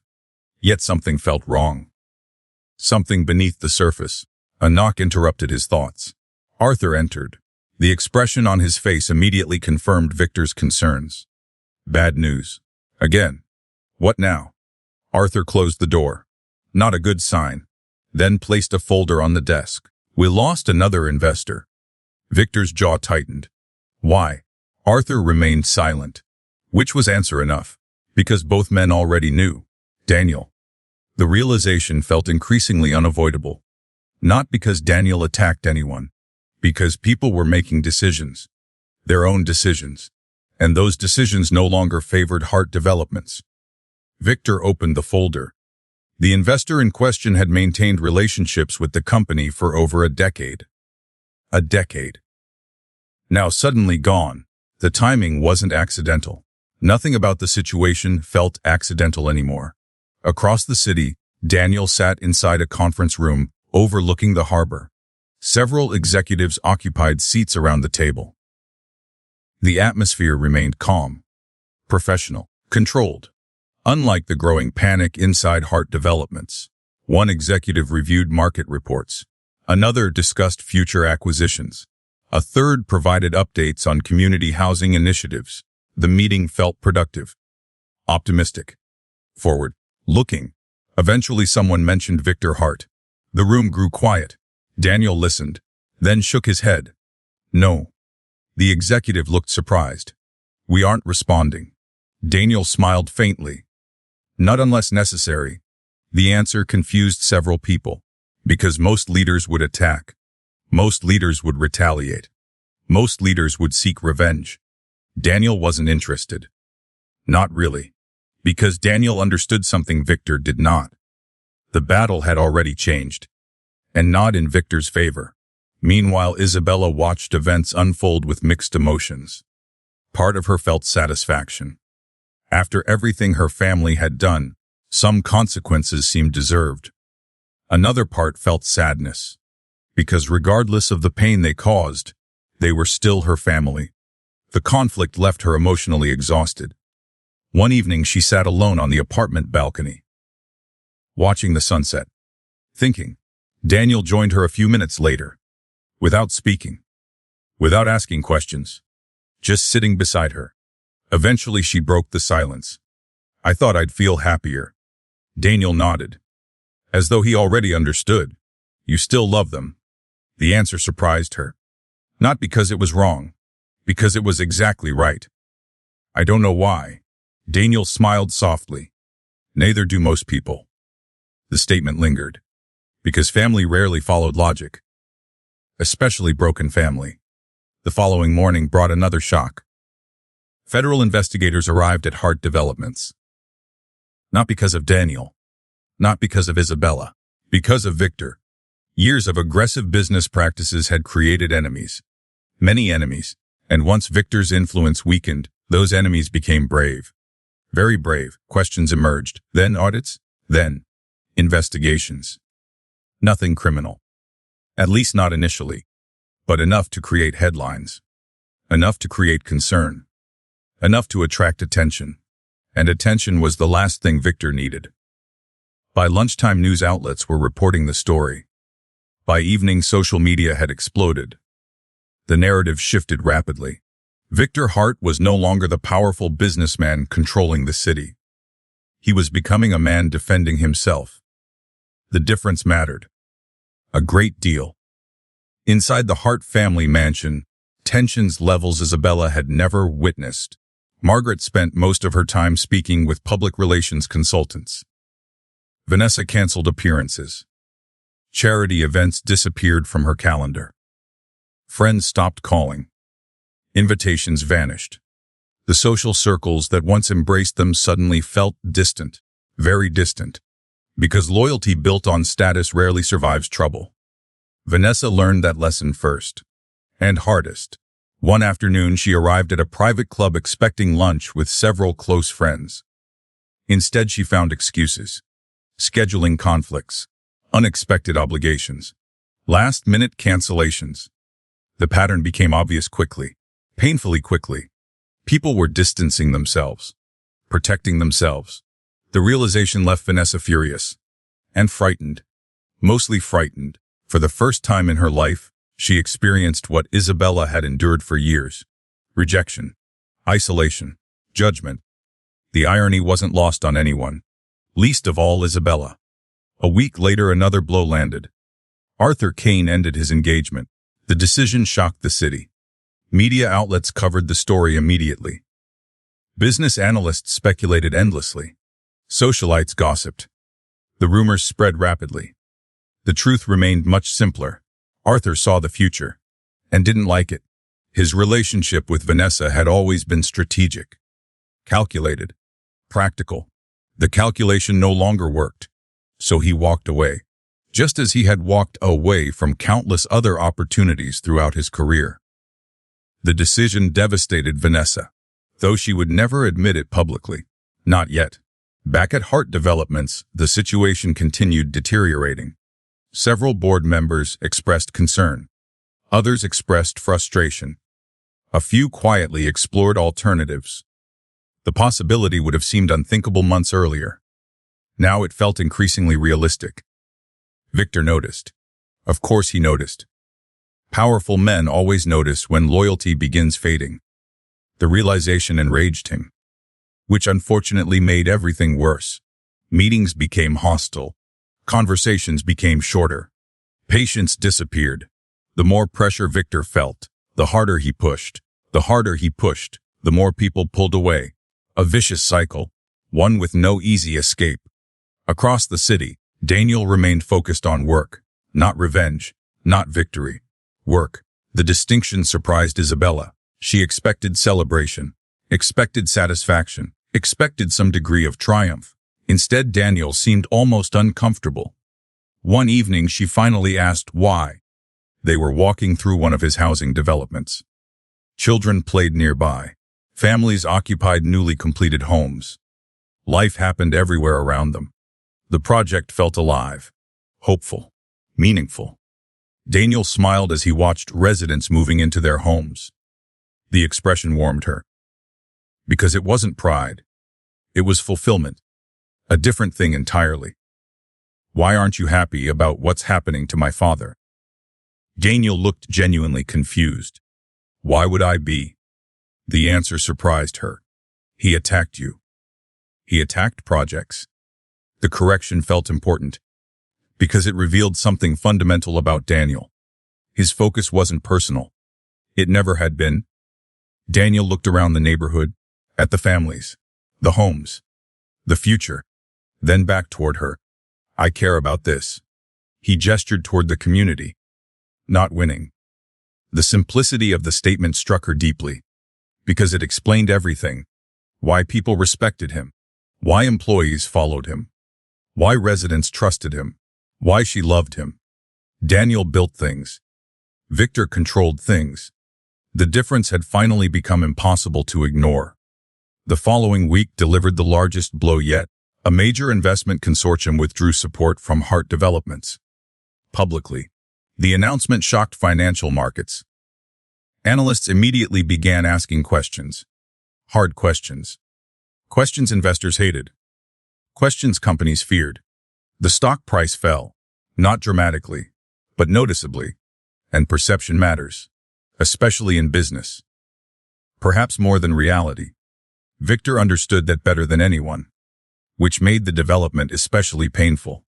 That evening he sat alone inside his office. The city skyline stretched beyond the windows. The same skyline he once believed belonged to him. The same skyline increasingly influenced by another man. The thought irritated him, then angered him, then frightened him. Because for the first time, Victor Hart faced a possibility he had spent his entire life avoiding. Failure. Real failure. Not a temporary setback. Not a difficult quarter. Failure. The realization arrived slowly, then all at once. Across the city, Isabella received a message. Unexpected. Simple. Short. From her mother. Can we talk? The words left her staring at the screen. For several moments she couldn't move. Couldn't think. Couldn't breathe. Because after months of silence, after months of rejection, after months of pain, the message represented something impossible. Contact. The phone remained in her hand long after the notification faded. Daniel noticed immediately, naturally. What happened? She looked up slowly, then showed him the screen. Daniel read the message, said nothing, waited, giving her space, giving her choice, the way he always did. Isabella stared toward the city, toward the future, toward the family she had lost, and perhaps, just perhaps, the family she might still save.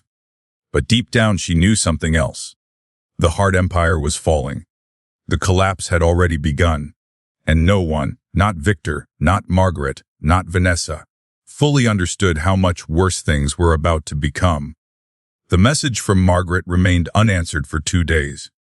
Not because Isabella wanted revenge. Not because she wanted to punish anyone. Because she didn't know what to say. Months earlier she would have responded immediately. Desperately. Hopefully. Grateful for any attention, any affection, any sign that her family still cared. Now everything felt different. Not because she loved them less, because she finally valued herself more. The distinction mattered. A great deal. Daniel understood that, which was why he never pressured her. Never suggested what she should do. never tried to influence the decision. He simply listened and waited, the same way he always had. The third evening after receiving the message, Isabella sat alone on the apartment balcony. The city glowed beneath the sunset. Beautiful, complicated, alive. Her gaze drifted across the skyline. The same skyline that seemed to follow every chapter of her life. The same skyline Daniel watched whenever he was thinking. The same skyline that now felt strangely personal. Because the more she learned about her husband, the more she realized just how deeply connected he was to the city itself. A balcony door slid open behind her. Daniel stepped outside. 2 cups of coffee in hand. Without speaking, he handed one to her. She accepted it, smiled. The silence felt comfortable, as it always did. Eventually, she looked toward him. "I think I'm finally ready." Daniel raised an eyebrow. "For what?" "The truth." A faint smile appeared. "The whole truth." "The whole truth." His expression immediately changed. Not dramatically, but enough, because both knew what she meant. No more partial answers. No more careful explanations. No more layers. Everything. Daniel stared out at the skyline, thinking, choosing, deciding. Then he nodded. Okay. The answer came so easily that it surprised her. No hesitation. No resistance. Just acceptance. Perhaps because he was tired of hiding. Perhaps because the secret could no longer remain hidden. Perhaps because he trusted her. The reason didn't matter. Only the truth did. The following morning, Daniel took her somewhere she had never been. A private observation deck occupying the upper floors of one of the city's tallest towers. Not the tower from before, another one. The view stretched forever. Neighborhoods, business districts, industrial zones, residential developments, entire sections of the city visible at once. The scale felt overwhelming, almost impossible. Daniel stood beside the glass, hands in his pockets, watching. For several moments neither spoke. Then he pointed. Toward the eastern district. "See those buildings?" Isabella nodded. Several residential towers dominated the area. Daniel smiled. "I own those." She wasn't surprised. Not anymore. Then he pointed elsewhere. The waterfront. Luxury developments. Hotels. Commercial properties. "I own those too." Another district. Another collection of properties. Then another. And another. The pattern continued. At first Isabella tried keeping track. Eventually she gave up. Because the scale became absurd. Truly absurd. Daniel wasn't pointing at individual buildings anymore. He was pointing at neighborhoods. Entire neighborhoods. The realization slowly settled over her. Heavy. Impossible. Terrifying. Daniel, his smile softened. "I know." "No." She shook her head slowly. "I don't think you do." The city suddenly looked different. Everywhere she looked another connection appeared. Another property. Another development. Another investment. Another piece of a puzzle she had never seen. Until now. Daniel guided her toward a large conference room. Inside waited several executives. People she recognized. People she didn't. Everyone greeted Daniel warmly. Respectfully. Naturally. As though this was normal. Because for them it was. One of the executives activated a digital presentation. The screen illuminated. A map appeared. The city, entirely, color-coded. Layered. Detailed. Then the highlighted sections began appearing. One district, then another. Then another. The map gradually transformed. And with every new highlight, Isabella felt her pulse quicken. Because she was finally seeing it. The full picture. The complete picture, the hidden empire. Not pieces. Not fragments. Everything. Residential housing. Commercial real estate. Office towers. Hotels. Warehouses. Distribution centers. Retail districts. Infrastructure partnerships. Transit-related developments. Technology campuses. Medical facilities. Community housing projects. The list seemed endless. The map continued filling. Color spreading across the city. One section after another. Until eventually Isabella could barely breathe. Because the truth stood directly in front of her. Visible. Undeniable. Massive. The executive finally ended the presentation. The room became quiet. Nobody spoke. Nobody needed to. The map said everything. Daniel looked toward her. Carefully. Almost nervously. A rare sight. Very rare. Then he asked a simple question. You okay? For several seconds Isabella couldn't answer. Couldn't find words. Couldn't organize thoughts. Because how exactly was someone supposed to react? Eventually she laughed. Not because anything was funny. Because reality had become absurd. Completely absurd. You own half the city. The words escaped before she could stop them. The room remained silent. Several executives exchanged amused glances. Daniel rubbed the back of his neck, a gesture she knew well. Embarrassment. Actual embarrassment. Which somehow made the situation even crazier. It's complicated. The answer made her laugh harder. Because of course it did. Daniel Reyes. The man who controlled one of the largest private real estate empires in the country. The man who could influence the future development of an entire city. The man who lived like a normal security guard. And his explanation was, it's complicated. Eventually she managed to calm down. Slightly. Then she looked directly at him. Why didn't you tell me? The question carried no anger. Only curiosity. Only honesty. Daniel understood immediately. His expression softened. For a long moment he simply looked at her, then answered, because I wanted someone to know me. The simplicity hit harder than any financial revelation. Harder than any number. Harder than any map. Daniel continued. Not this. He gestured toward the presentation. Toward the empire. Toward the power. Toward the wealth. Many. The room suddenly felt very quiet. Very personal. Very real. Because underneath all the success, all the properties, all the influence, stood the same man who had offered her an umbrella in the rain. The same man who listened when nobody else did. The same man who married her when her family abandoned her. That man hadn't changed. The realization brought unexpected emotion. Strong emotion. Daniel smiled gently. You fell in love with the right version. The words nearly broke her. In the best possible way. Across the city, however, another man was having a much worse day. Victor Hart sat inside a private boardroom. The latest report resting on the table before him. A report he had already read 3 times. And still didn't fully believe. Arthur occupied the seat across from him. Silent. Tense.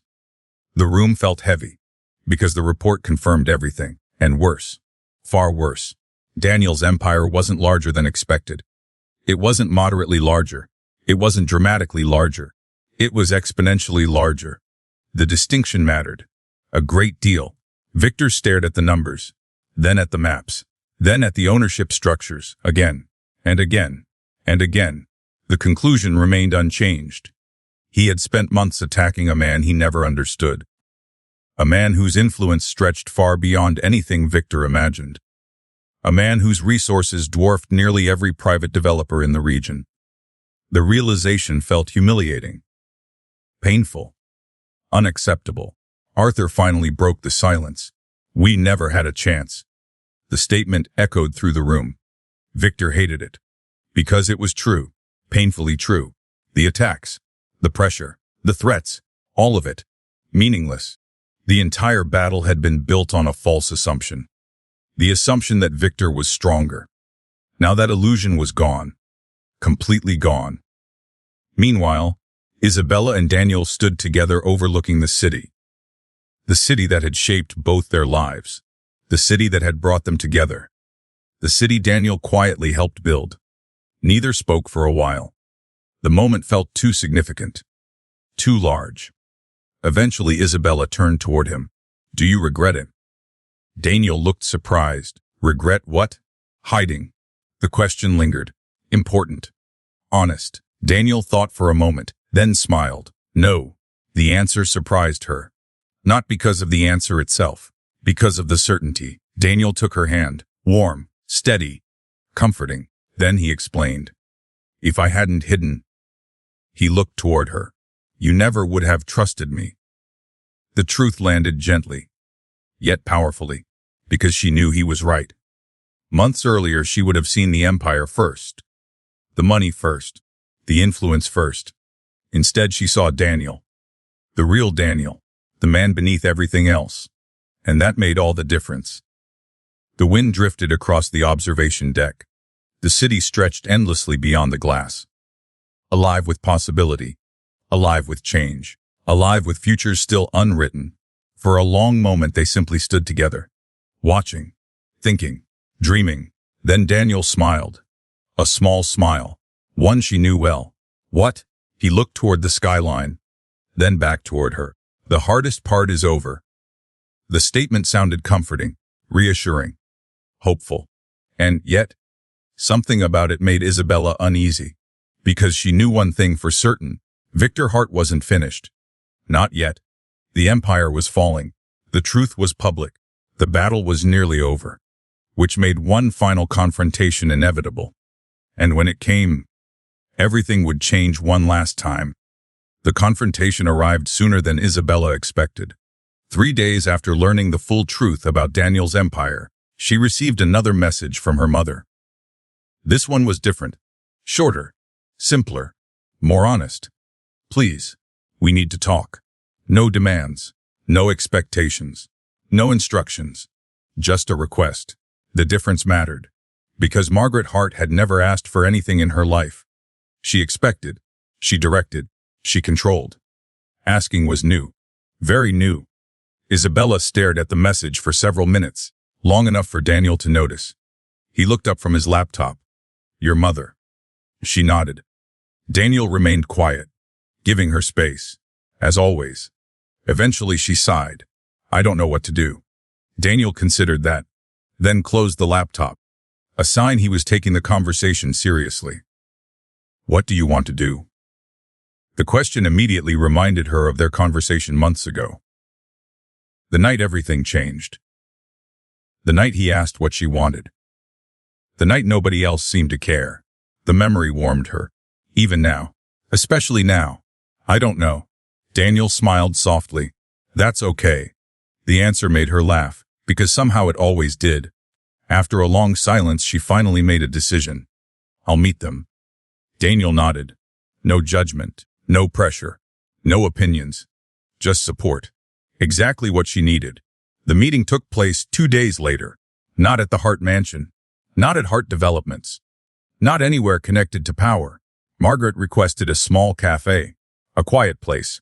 Neutral territory. The choice alone surprised Isabella. The surprises continued when she arrived. Her mother looked older.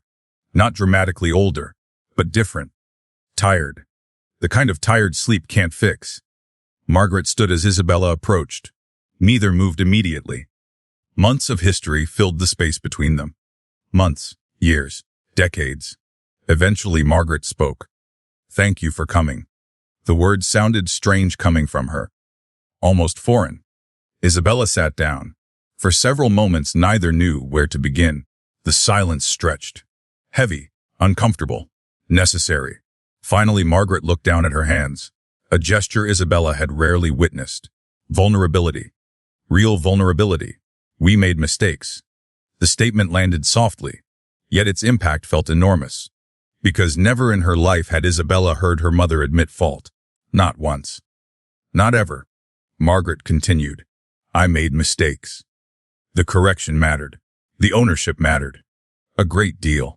For several moments Isabella couldn't respond. Years of pain suddenly felt very close. Very raw. Very real. Margaret looked up, her eyes shining slightly. I should have protected you. The words broke something. Not completely, but enough. Enough to make Isabella look away. Because deep down she had waited years to hear those words. Years. Her mother continued speaking. Slowly, carefully, honestly. About the pressure, the expectations, the obsession with image, the mistakes, the failures. The things she wished she had done differently. None of it erased the past. None of it removed the pain. But it mattered. Because for the first time, Margaret wasn't defending herself. She wasn't making excuses. She was telling the truth. And sometimes the truth is enough to begin. Not heal. Begin. When the meeting finally ended, Margaret looked at her. Tears visible now. Unhidden. Unexpected. I'm sorry. Simple words. Powerful words. Words Isabella never expected to hear. Not from her. Not ever. The apology didn't magically repair everything. That wasn't possible. But it mattered. More than Isabella wanted to admit. The following week brought another surprise. Vanessa called. The first conversation between the sisters in months. Neither knew what to say initially. The awkwardness felt almost unbearable. Eventually Vanessa laughed. Weakly. Nervously. I guess I deserve this. The honesty surprised Isabella, because Vanessa rarely acknowledged consequences, or responsibility, or reality. Yet reality had been teaching harsh lessons lately. The loss of Arthur, the social isolation, the collapse of relationships she once considered permanent. All of it changed her. Not completely, but enough. I'm sorry too. The words arrived quietly, without drama, without performance, without manipulation. Just truth. And somehow that made them more powerful than any speech. The conversation lasted nearly 2 hours. By the end, neither sister had solved everything. But something important happened. They stopped being enemies. For now, that was enough. Meanwhile, Victor Hart remained silent.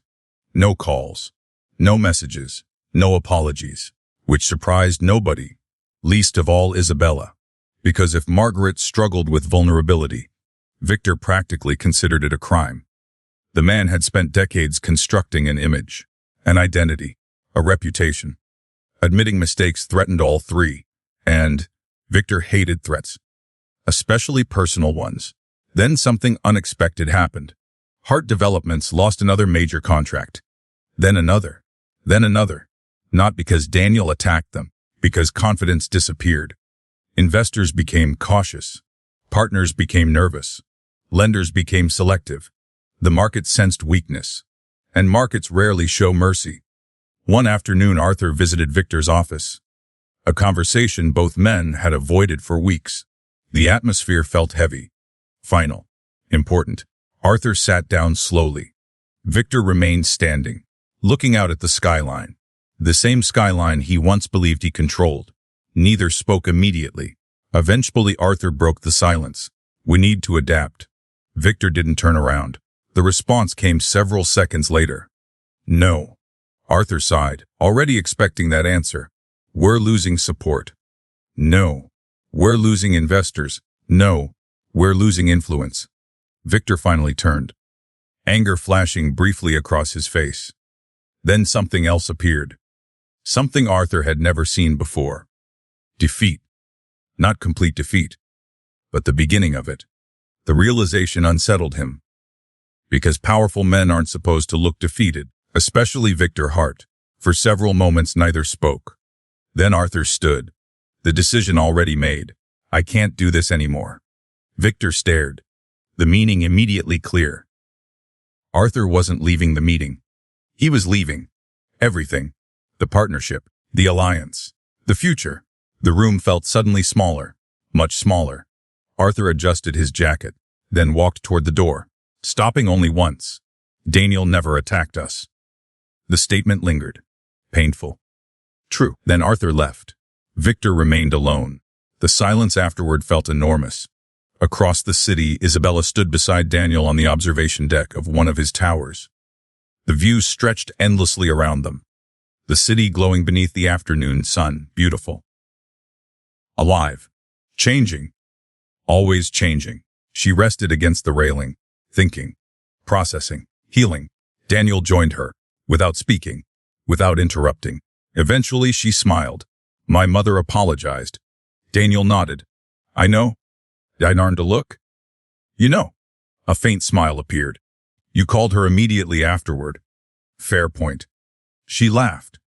The sound echoed softly across the observation deck, then faded, leaving only the city and the future. Eventually Daniel looked toward her. How do you feel? The question deserved thought, real thought, so she gave it. Minutes passed. Then she answered. Lighter. The word felt right. Not healed. Not finished. Lighter. As though she had been carrying something heavy for years, and finally set it down. Daniel smiled, the kind of smile she loved, warm, proud, supportive. Everything at once. The moment felt perfect, until her phone vibrated. A message unexpected. Unknown number. She opened it, then froze. Immediately. Daniel noticed. Naturally. What happened? For several moments she couldn't answer, couldn't speak, couldn't think, because the message contained only one sentence. 3 words. Words she never expected to see. Words from the last person in the world she imagined sending them. Her father. Victor Hart. The message read, "I was wrong." The city stretched endlessly beyond the glass. The future waiting somewhere beyond the horizon. And for the first time in her life, Isabella realized something extraordinary. The most powerful man she had ever known had finally been forced to tell the truth. And that truth might change everything. I was wrong. 3 simple words. Yet Isabella stared at them for nearly an hour. Not because she didn't understand them. Because she did. Perfectly. And that was the problem. Victor Hart had spent his entire life avoiding those words. Entire boardrooms had been built around avoiding those words. Entire strategies. Entire relationships. Entire decades. Yet there they were. Simple. Direct. Honest. Or at least more honest than anything he had said in years. Daniel sat beside her in silence, giving her room to think. The way he always did. Eventually she lowered the phone. I don't know what to do. Daniel looked out across the city, then back toward her. You don't have to decide today. The answer brought immediate relief, because she had been treating the message like an emergency. A deadline. A demand. Daniel reminded her it was neither. Just a message. Nothing more. Nothing less. The following week passed quietly. Surprisingly quietly. No major business battles. No media storms. No dramatic confrontations. Just life. Ordinary life. And for the first time in months, Isabella found herself enjoying it. Breakfast with Daniel. Morning walks. Coffee on the balcony. Simple things. The kind of moments she once overlooked. The kind of moments she now treasured. One afternoon, she accompanied Daniel to a community housing project. One of dozens. Perhaps hundreds. At this point, she had stopped trying to count. The development occupied several city blocks. Modern homes. Parks. Community spaces. Schools. Everything designed thoughtfully. Purposefully. Families moved into completed units while construction continued elsewhere. Children played nearby. Parents laughed. Neighbors introduced themselves. The atmosphere felt alive. Hopeful. Real. Daniel watched everything quietly. Hands in his pockets. A faint smile on his face. The expression appeared every time he visited projects like this. Not pride. Not exactly. Something deeper. Fulfillment. The realization finally made Isabella ask a question she had been carrying for weeks. If you already had more money than anyone could spend. Daniel glanced toward her. Why keep building? The answer arrived immediately.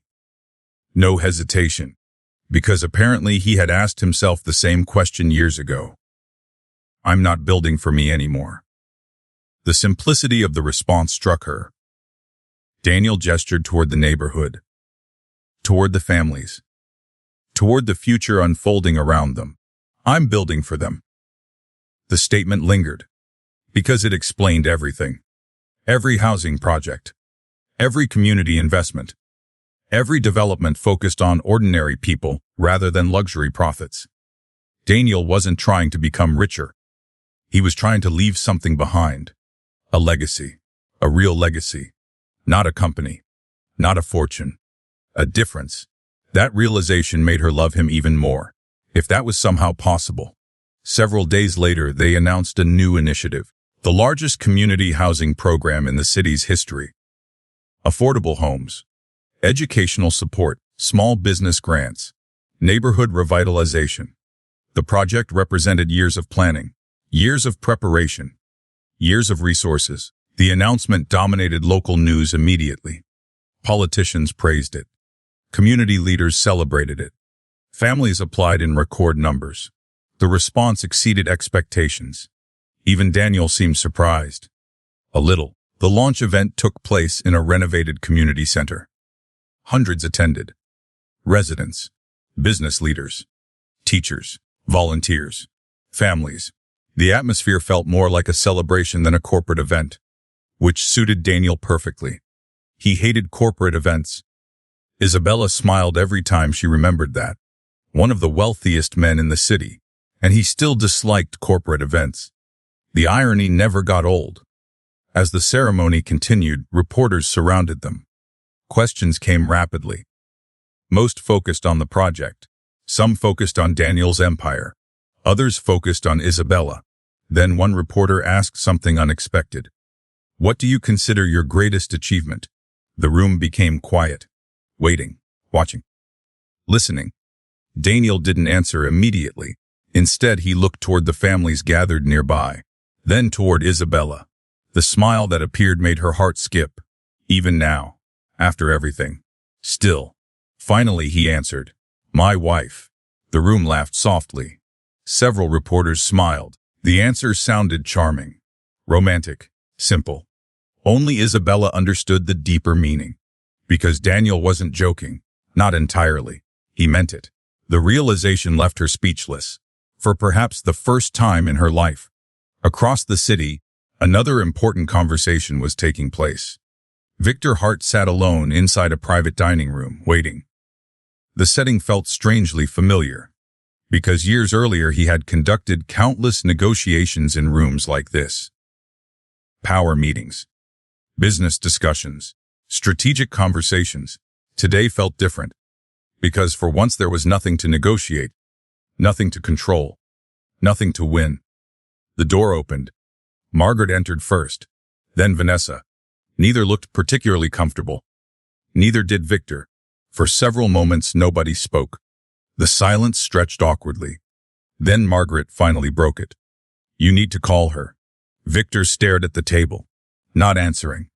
Vanessa surprised everyone by agreeing, including herself. "Mum's right." The words sounded strange coming from her. Very strange. Victor remained silent. The resistance irritated Margaret. "You were wrong." There it was. The truth. Simple.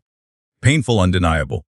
Victor closed his eyes briefly. The gesture lasted only seconds, yet somehow revealed years.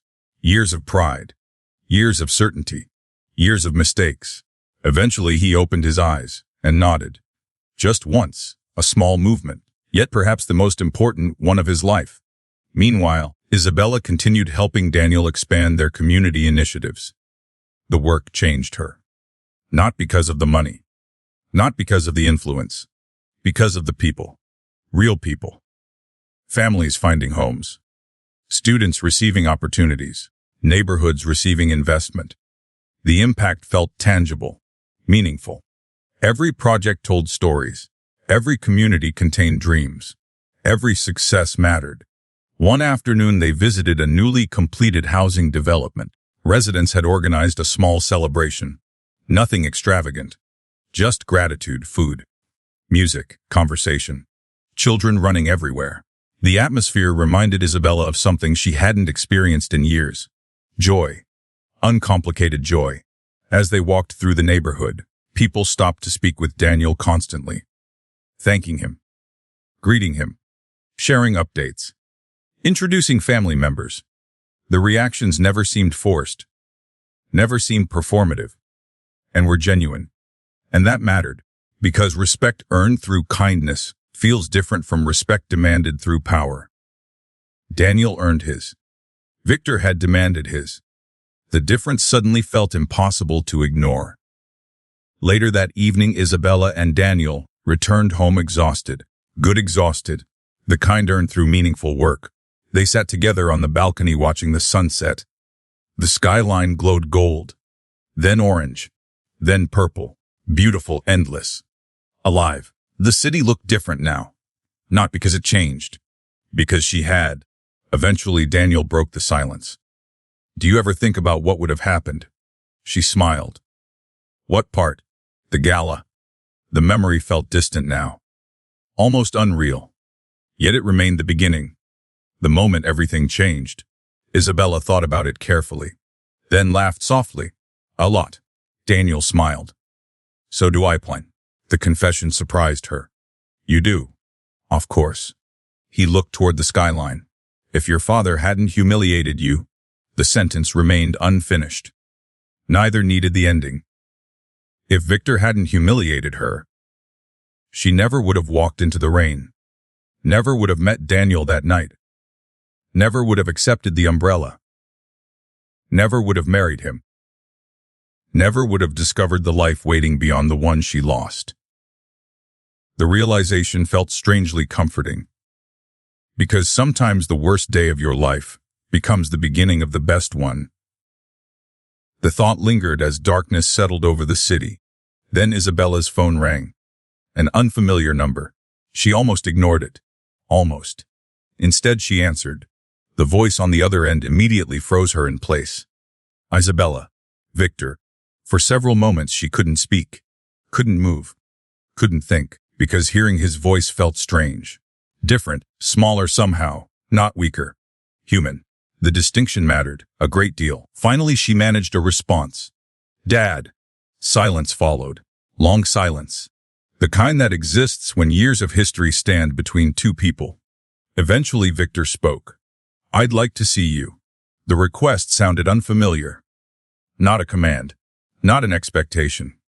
A request. The difference nearly broke her heart, because it revealed just how much had changed.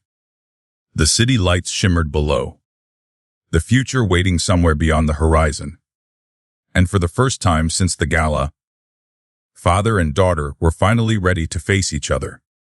One final conversation remained. One final chapter.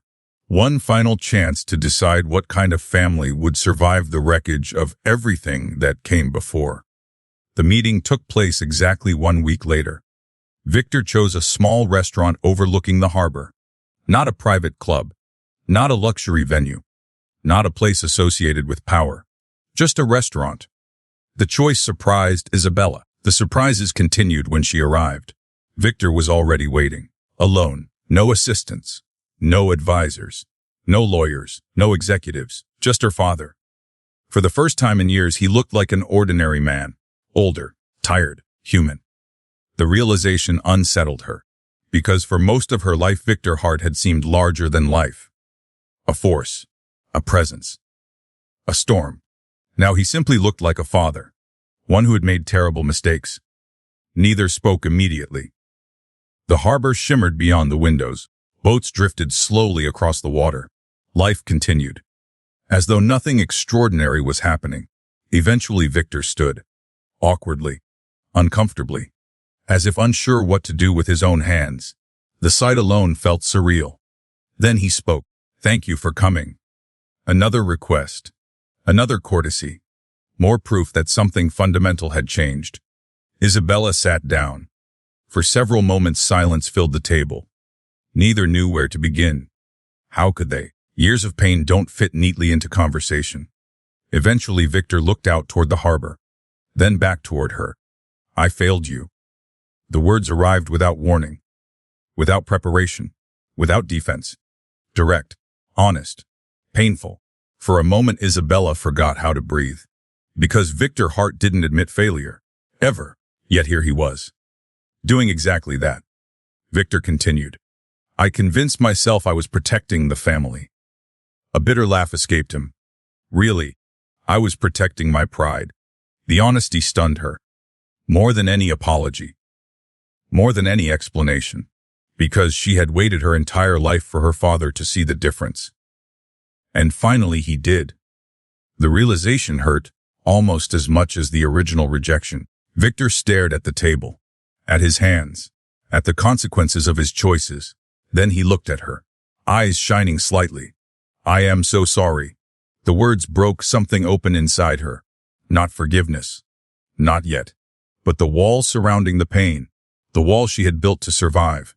Tears appeared before she could stop them. Victor noticed. His expression twisted immediately. Regret. Real regret. The kind that arrives too late. The kind that changes people. For nearly 2 hours they talked. About childhood. About expectations. About mistakes. About love disguised as control. about fear disguised as strength. Neither conversation healed everything. Neither conversation erased the past. But it created something important. Truth. And truth is where healing begins. When the meeting finally ended, Victor stood, looking uncertain. A strange sight.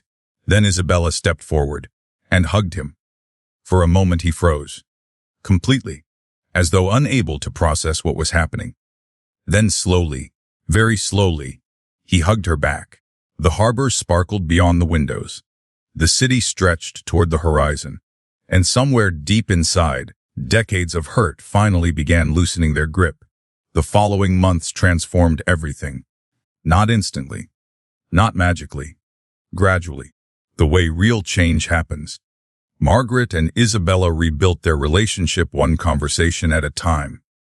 Vanessa became involved in several community initiatives. To everyone's surprise, she turned out to be quite good at it. Arthur disappeared from their lives entirely. A chapter closed. A lesson learned. Meanwhile, Heart Developments underwent major restructuring. Not because Daniel demanded it. Because Victor finally understood what needed to change. The company shifted focus. Community projects increased. Aggressive tactics disappeared. Partnerships improved. For the first time in years, people wanted to work with Heart Developments rather than simply tolerate it. The transformation wasn't perfect, but it was real, and perhaps that mattered most. Throughout it all, Daniel remained exactly who he had always been. The security guard, the investor, the builder, the husband, the same man, because the truth was never about wealth. It was about character, and character rarely changes. One spring evening, nearly a year after the courthouse wedding, Daniel surprised Isabella, which was difficult. Very difficult. At this point, she knew him well, or so she thought. They stood on the rooftop of the apartment building where everything began. The same building, the same skyline, the same city, a place filled with memories. Daniel smiled, the familiar smile she loved, then reached into his pocket. Immediately Isabella laughed. No. Daniel laughed too. Yes, the realization hit instantly, and completely. Daniel. His smile widened. You married me in a courthouse. Yes. You never got a real proposal. She covered her face. Already emotional. Already overwhelmed. Daniel stepped closer. The city lights sparkled around them. Beautiful. Endless. Alive. Just like the future waiting ahead. Then he knelt. Right there. On the rooftop where their story truly began. The place where she once walked past a security guard without realizing he would change her life. Daniel looked up. Eyes warm. Steady. Certain. The same eyes she trusted more than anyone else's. I know we're already married. The statement made her laugh through tears. Several nearby friends and family members laughed too. Because apparently everyone had been invited. Everyone except her. The realization made her laugh harder. Daniel continued. But I want to ask anyway. The city seemed to disappear. The skyline faded. The world narrowed, leaving only him, only them, only this moment. Daniel smiled.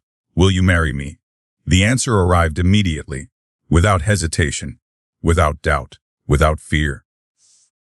Yes. The crowd erupted. Applause. Cheers. Laughter, joy, pure joy. Daniel stood, pulled her into his arms and kissed her. The moment felt perfect, not because life was perfect, because it wasn't. Life remained complicated, messy, unpredictable, human. But somehow they had found each other anyway. And that made all the difference. 3 months later they held a wedding celebration. Not for legal reasons. For family. For friends. For memories. For closure. The guest list surprised everyone. Margaret attended. Vanessa attended. Even Victor attended. Standing quietly near the back. Watching. Smiling. Proud. The sight alone felt miraculous. Thousands of city residents watched the event online. Not because of Daniel's wealth. Not because of his empire. Because people loved the story. The woman abandoned by her wealthy family. The security guard nobody respected. The impulsive marriage. The hidden empire. The redemption. The love. The story felt impossible. Yet somehow it was real. Later that evening, long after the celebration ended, Daniel and Isabella stood alone on a balcony overlooking the city. Their city. The city that had broken them, tested them, changed them, and ultimately brought them together. The skyline glittered beneath the stars, beautiful as ever. Daniel slipped an arm around her shoulders. Comfortable, natural, home. For several moments neither spoke. Then Isabella smiled. "You know something?" Daniel looked down at her. "What?"